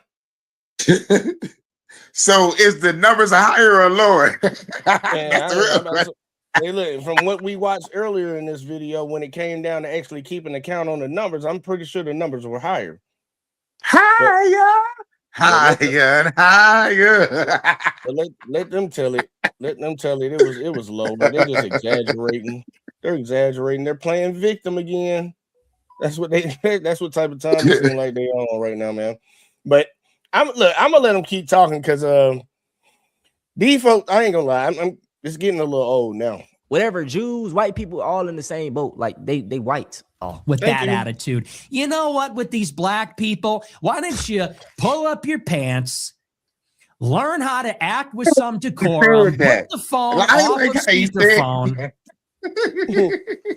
Yeah, let's hear him say it again. Black people. Let you know they just hate everything, bro. They're gonna say it one more time, Nick. Look at that face right there. He know he saying it so stern. Say it one more time, Nick. whatever, Jews, white people, all in the same boat. Like they white. Oh, with that attitude. You know what? With these black people, why don't you pull up your pants, learn how to act with some decorum, put the phone off of speakerphone. Those things right there are ruining. That's the black people sagging their pants. What else did he say? What else did he say? I think this is gonna help black people if we did the this. Boondock GTA radio, bro. I swear, oh Lord, bro, he sound like it. Why don't you pull up your pants, learn how to act with some decorum, put the phone off of speakerphone. Okay, he said 3 things: pull your pants up, learn how to act with some decorum, and then I guess he gave an example of act with decorum with take the phone off speakerphone. First off, I know a lot of white dudes that sag their pants, and I'm not saying I'm for it. I think people need to pull their pants up, period. But I can't control everybody. Right, because how the fuck you go run from the police or a dog? Like, nigga, put your pants up. Nigga. Yeah, like you ain't going. You got a better chance if you got them up, man, and have a belt. Right, you know what I'm saying? If I act with decorum, man, I can show you video after video after video. White people not acting with decorum. Shit, you got a president right now that don't act with decorum. So who the fuck are you to be talking to black folks? Take the phone off speakerphone. Bitch, we have been in every shopping center, every store, every mall, and somebody having a conversation. I done been in a library and seen people of every race have a conversation on speakerphone. Like, chill the fuck out. Yeah. That's not the reason for your so-called genocide. I think the reason for your so-called genocide that you're talking about is because y'all ain't getting no pussy. That's all that is. That's what you need to figure out. You need to stop trying. Go ahead. If we acted like every Hispanic person was Tony Montana, he wouldn't like if we act like that, or they're Smiley from Training Day. He wouldn't like that. He wouldn't like that at all. Weirdos, and they're doing drive-bys on their own people in the barrio, right? Just like, it's like called the Pareto principle, where you break a demographic into 20%. Slices that equal 5, so every race has a bottom 20%, every single race. And what's the excuse of white people? So I'm talking about the full-on Europeans that live in America, the French Cajuns, the Scott Irish, the Germans, the Irish, and then another thing about white people, they always tell you what European lineage they are, and without even asking. And I know, like, I don't give a shit where you from, fool, but they always tell you. And what about them when I just met 2 white boys in the park when I ride my bike, and both of them had felonies. And I'm like, how y'all only like 20 years old? How, if I went and did some type of felonious act, I would be locked up under the prison and wouldn't be getting out until 2030s. So, I mean, the white people have the carte blanche to do whatever they want, and their bottom 20% are not even punished as harshly as our bottom 20%. Look, they like to say that 13% of the population commits 50% of the crimes. They don't even take into account that, first off, that was from 2019, and that was just talked about arrest. And Antonio speaks on that a lot. But also, black people make up the most exonerations of every group by large. So it's like, so you're locking up a lot of black people, you're arresting a lot of black people, but half of them at the bare minimum are getting exonerated. Like, we don't want to compare crimes. We kind of just went through a few crimes in the first 2 videos. And I would love to see somebody put together a video of black folks committing that many amount of crimes, because those were atrocities against humanity. I want to see some of the ones that level up to that. But dude, they got to cry to somebody, man. They can't get no pussy, man. So they mad. Man, you ever seen some? Well, you seeing it right now, but this is what it looks like when a dude frustrated ain't bust a nut in a while. His hand just don't do it for him no more. This motherfucker mad, bro. I think he a Men in Black alien, bro. He's a Men in Black alien, dog. Hey, look, he could be. Dude got an alien living in that hairpiece, bro. It's an alien in that hairpiece, dog. I don't know what it is. Somebody with instruction. Stop shooting up schools. Stop beating your fucking wives. And we can, and okay? You know what I'm saying? It could be simple. Stop Damn. looking up child content. It's simple, right? For coming up to these people and saying, hey, this is our country. Everybody's going to behave now. And they wonder why people like me. They wonder why people support me. They wonder why they go for me and they don't go for, you know, whatever that was at the convention, whatever is going on in MAGA world where they want 50-year mortgages and they want to bomb Iran and they want to have H-1B visas and the Epstein files are going to be buried under the White House. They wonder why. They say, gee, it must be housing. Gee, it must be because the left bullied white people. Dude is a clown, man. Like I say, if they want to fix all their race dying issues, just have kids. I'm off of Nick, man. Like I say, I feel sorry for these dudes really at the end of the day. Let's talk about another white supremacist that I featured in one of my videos. His name is Woman Propaganda, a very large Instagram. Y'all seen this guy right here? You ever seen this guy before? Never seen him a day before my life. Dude, this Wait dude a minute. Like his name is Woman Propaganda? Yeah. Oh my God. I've never seen this guy before. Yeah, look, y'all gonna get to see a little bit of him. He actually linked up with the lady that likes to say nigga out loud and shit. He likes to say it too. And you know, he's just a walk around racist, but you know, he's trying. Get that nigga that card, darling. Who gave Quentin Tarantino that pass too? We gotta ask that nigga that question too. Yeah, everybody talking about I got a pass. This motherfucker, he ain't never said he got a pass. He just said because he won't. Tarantino is a blatant white supremacist. Like he only made Django to take the black dollar, and it wasn't even that. It's a revenge fantasy that didn't earn it. Same thing with my opinion on the movie Sinners. You have to. The movie Rosewood, it earned when the white people got dealt with. They earned it through the film. Movies that don't earn it, like Django and Sinners, they don't earn it because they're either characters are chasing white women or it's just Django is just such a goofy over top. You ain't like Sinners? You ain't like Sinners? No, couldn't stand it. What? Man, that was a Hated good movie, man. Sinners was a really good movie, man. It was directed by a black dude, lead actor. But he ain't really. He ain't on code because you have one of your main protagonists. He's chasing or white girl is pursuing him and he's not resisting it. In Jim Crow South, he did resist it. He told her to get the hell out of there like 4 times in the movie. You didn't see that? He was like, "Man, don't come to my club and all that. No, don't talk to me, girl." And the main protagonist ended up her in the bag.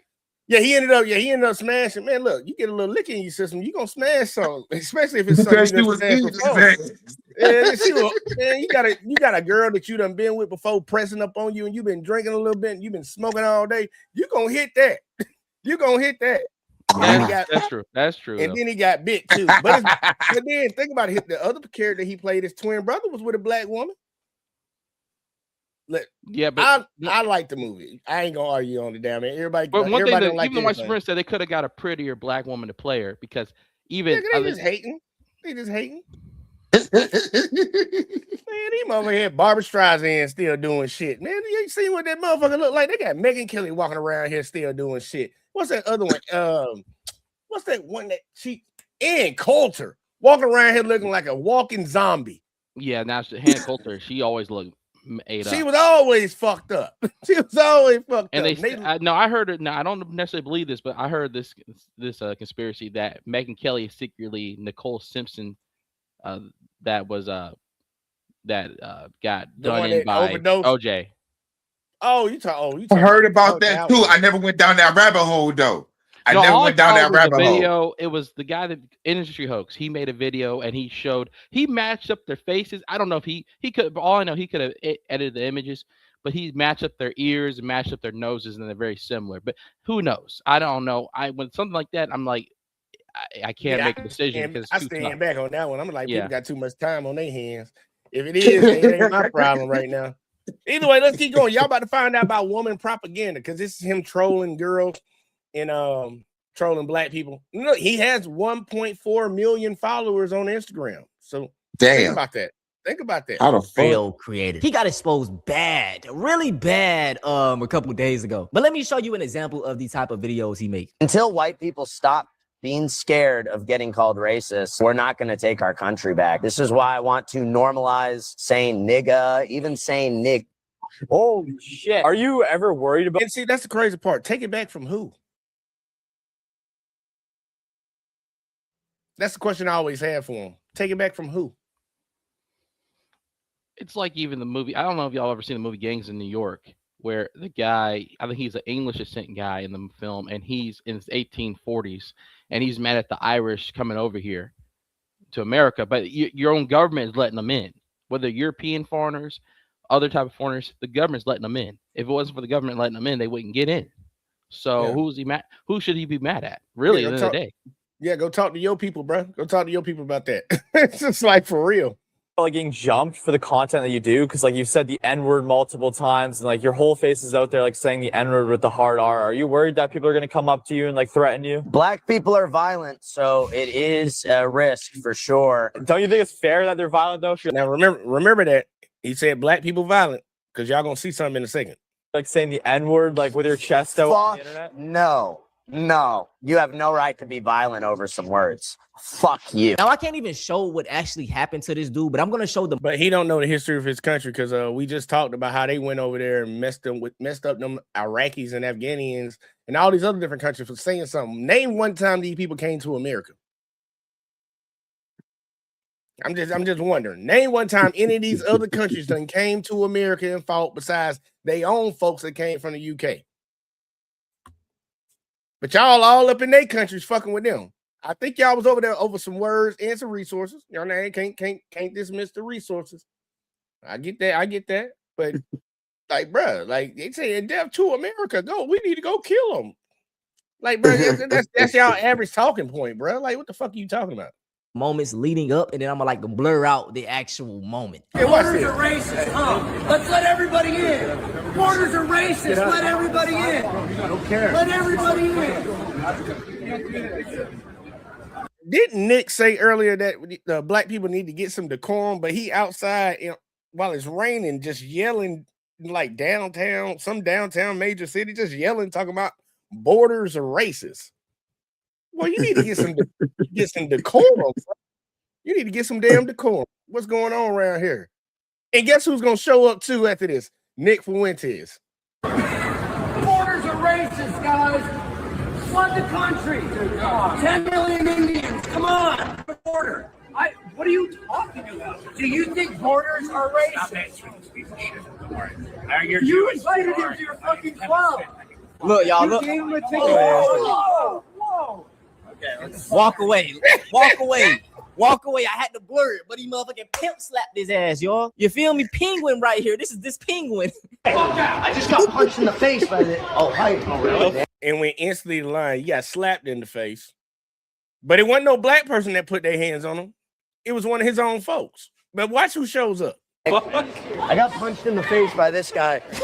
Well, Hey, he went to go tell the teacher. Jewish guy was yelling, everyone's a Nazi, and then I told him to go back to Israel.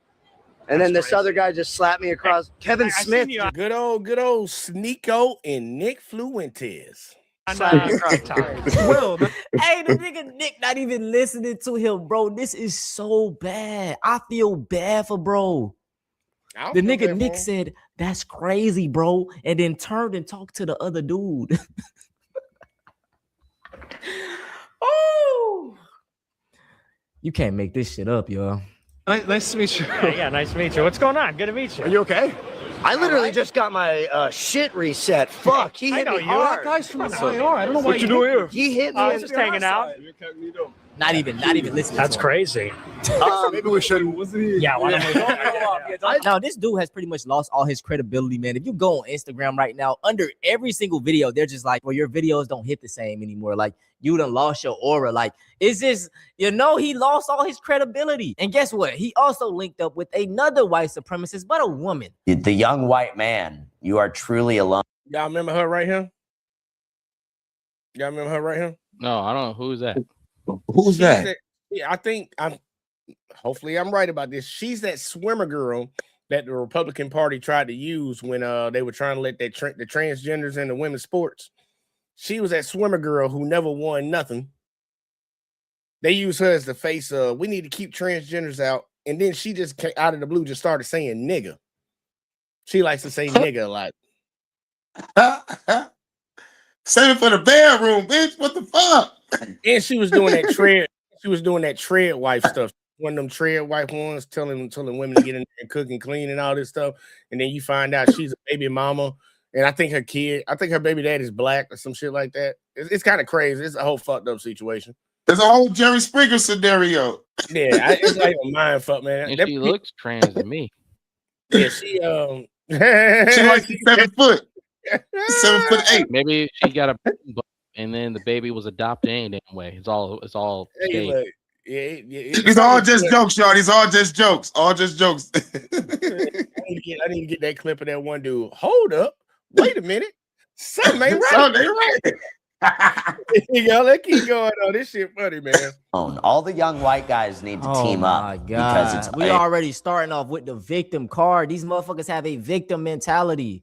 God damn, whining white man. Shit, we tired of hearing about it, bro. We understand y'all got a hard life. You can't take the sun and shit, whatever. Damn, get past it, bro. Fuck out of here. It is us against the world. Everyone hates us. You guys need to wake up to that Nobody fact and hates become y'all. racist. Nobody hates y'all. I'm gonna let the video play. I'm gonna stop pausing, y'all. I'm gonna stop pausing. I'm gonna just let it play through. And we need to take charge. And by the way, don't buy into this propaganda that all white girls are just whores. Let's go to fucking Colombia and get a cheap hooker. Yeah. This passport bro bullshit, that's as Jewish. I'm gonna just say this, by the way, she has a biracial child. Well, I heard that, by the way. I'm not sure if it's true, but I believe she has a biracial child. So, you know, she like bouncing on black Is nigga that lane. real? Did they actually fucking do that? Say it again. Like, did they actually sit there and just like actually say that? Because it seemed scripted, but you know, but at the same time, it's like, did they actually do that shit? It's unbelievable to me. It's just like fucking unbelievable. This is blowing my mind right now. It's like the audacity, but you know, we don't let them keep going. Yeah, man, go ahead. This shit funny to me. I'm like, okay. Yeah, I know, right?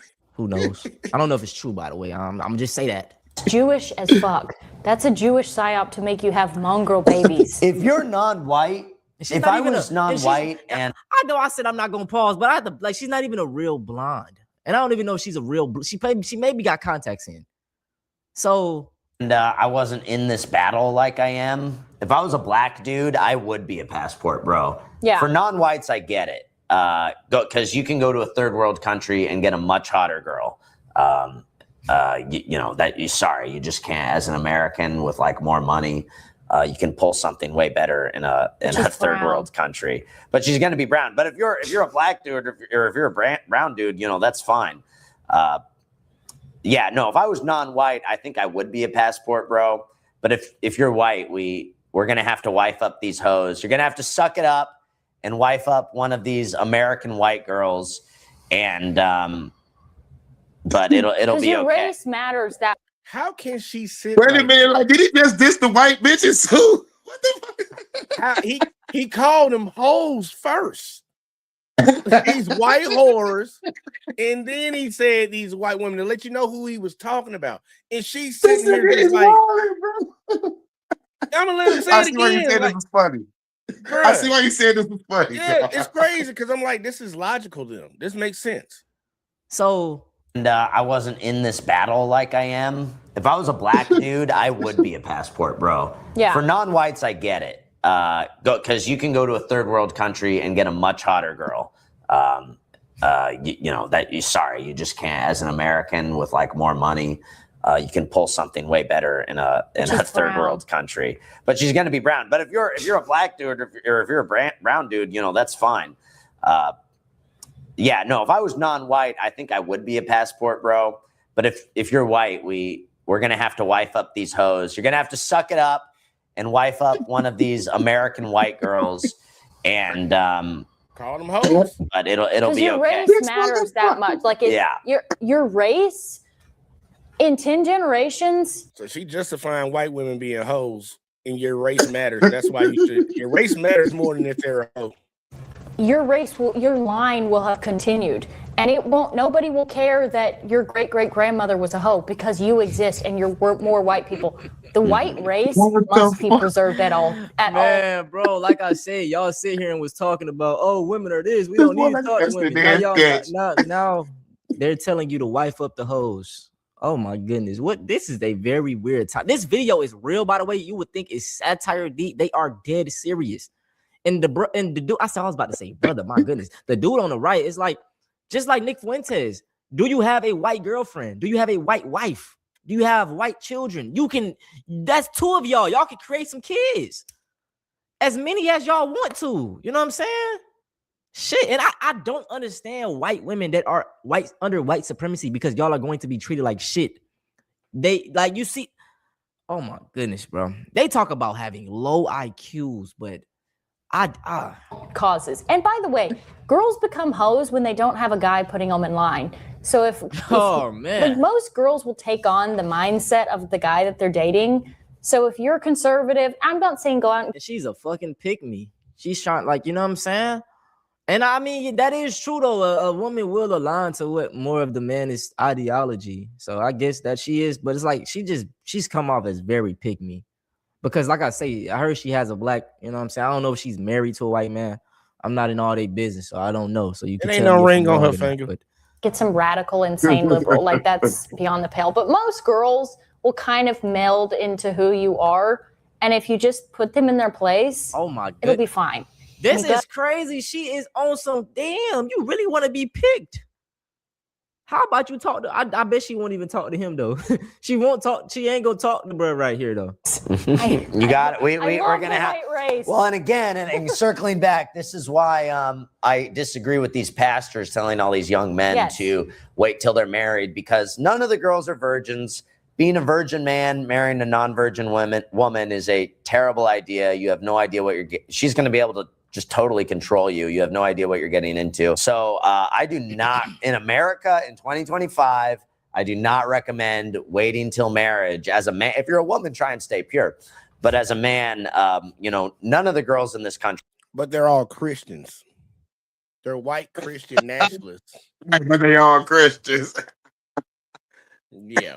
You're virgins. You're not going to find a virgin wife. Hey, look though. I hate the comparison of men and women. Like, you know, a man can be out here doing this thing and a girl can't. I think both shouldn't be doing it. That's my opinion. As a man, what you will notice is, bro, if you like a very, I'm trying to fuck this, I'm trying to do this, I'm trying to do that. Down the line, bro, you're just chasing something that is like, you're never going to be fulfilled. The greatest thing a man can do, especially all my young brothers, man, if you can control your emotions, control your gut, and control your fucking Johnny. All right, man. We done with that shit, man. These people crazy, man. We doing final thoughts, man. Look, Hurricane, you started out and let Revolutionary get in there, man. Show them how to do it. I gotta take a piss. This is crazy.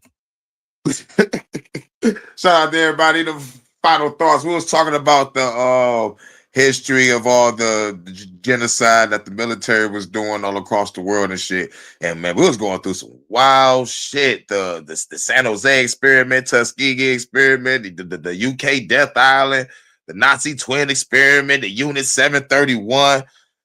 I'm like, this shit was fucking wild. You know, and plus like they ain't talk about the motherfucking Panama and the Contra shit. You know what I'm saying? But shit, man. But the final thoughts, it was shit, a great history lesson. Then it made me want to go back in time, motherfucker, look up some more shit.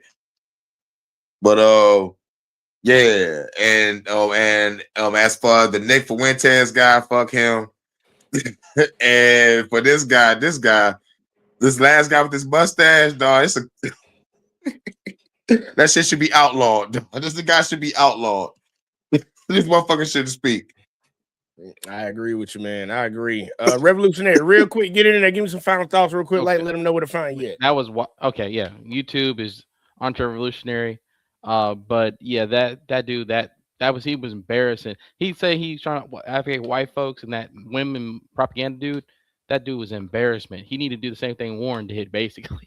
He basically needed to go ahead and end it. You're 5'7", you got bitch slapped by another white man and took it. You didn't, I would have I probably would have been locked up that night because instantly dude slapped me, I'm instantly punch him in the right hook to the face, right? Like, come on. And you're supposed to be a white man, you're supposed to stand for white people. And just white people. So all white mans do is his number one tool is lies, and then it's just his mouth in general. I'm talking about, but it's just sad and pathetic that he's an embarrassment to his own people. To even then he's with the white guys call it when a white girl's into black guys, white guys call it a mud shark. Mm-hmm. So he's with basically white guys gonna say you're hanging with the mud shark, dude. Yep. Don't even make sense. Do it. Don't even make sense. But I know it's with Negroes. Like I've ranted before on like the Negroes on YouTube that are silly and sorry, like Stevie Knight. Like, okay, he has one that's like she's like a 5 out of 10, and she's like full of plastic surgery from Russia, hooker. But it's like most coons that like white girls, they get the ugly ones. They don't get the hot ones. They go get the fat, ugly ones. My younger brother included. They go get the fat, ugly ones. They don't get the hot ones. Hey, yo, my younger brother included too. And plus, it's an added one. They always got some type of addiction problem. I'm like, God damn it, nigga. Why you trying to sell to the bitch? Look, you got to call it how you see it, man. Like, you got to call it how you see it, man. Tonight, Allegedly. Hey, look, allegedly. And look, tonight was a very interesting one, man. I wanted to go longer, but I gotta get it within this 2-hour limit. Fucking Yup. Yeah, like, man, I just want y'all to really pay attention to that first part, man. It's a lot of atrocities that happen on this planet, and don't let people try to side-eye you and tell you all this dumb shit. There's a lot of them that are loud right now, and they got followings. Don't pay attention to them. They don't know what the fuck they talking about. They need to fix their own shit. But as usual, man, appreciate all y'all that tune in. Hit that like, subscribe, share, turn notifications on, all that in the bag of chips. Whether you watch on Let's Talk with JVJ on Facebook, JVJ Network on YouTube, but Let's Talk with JVJ on YouTube too. Fucking, whatever the fuck. But we gonna get the fuck out of here, man. Catch y'all on the next one. As always, man, appreciate y'all. Peace. Don't tell me about me. Stop telling me about me. Stop telling me about me. Stop telling me about me. Stop telling me about me. I don't need you to tell me about me.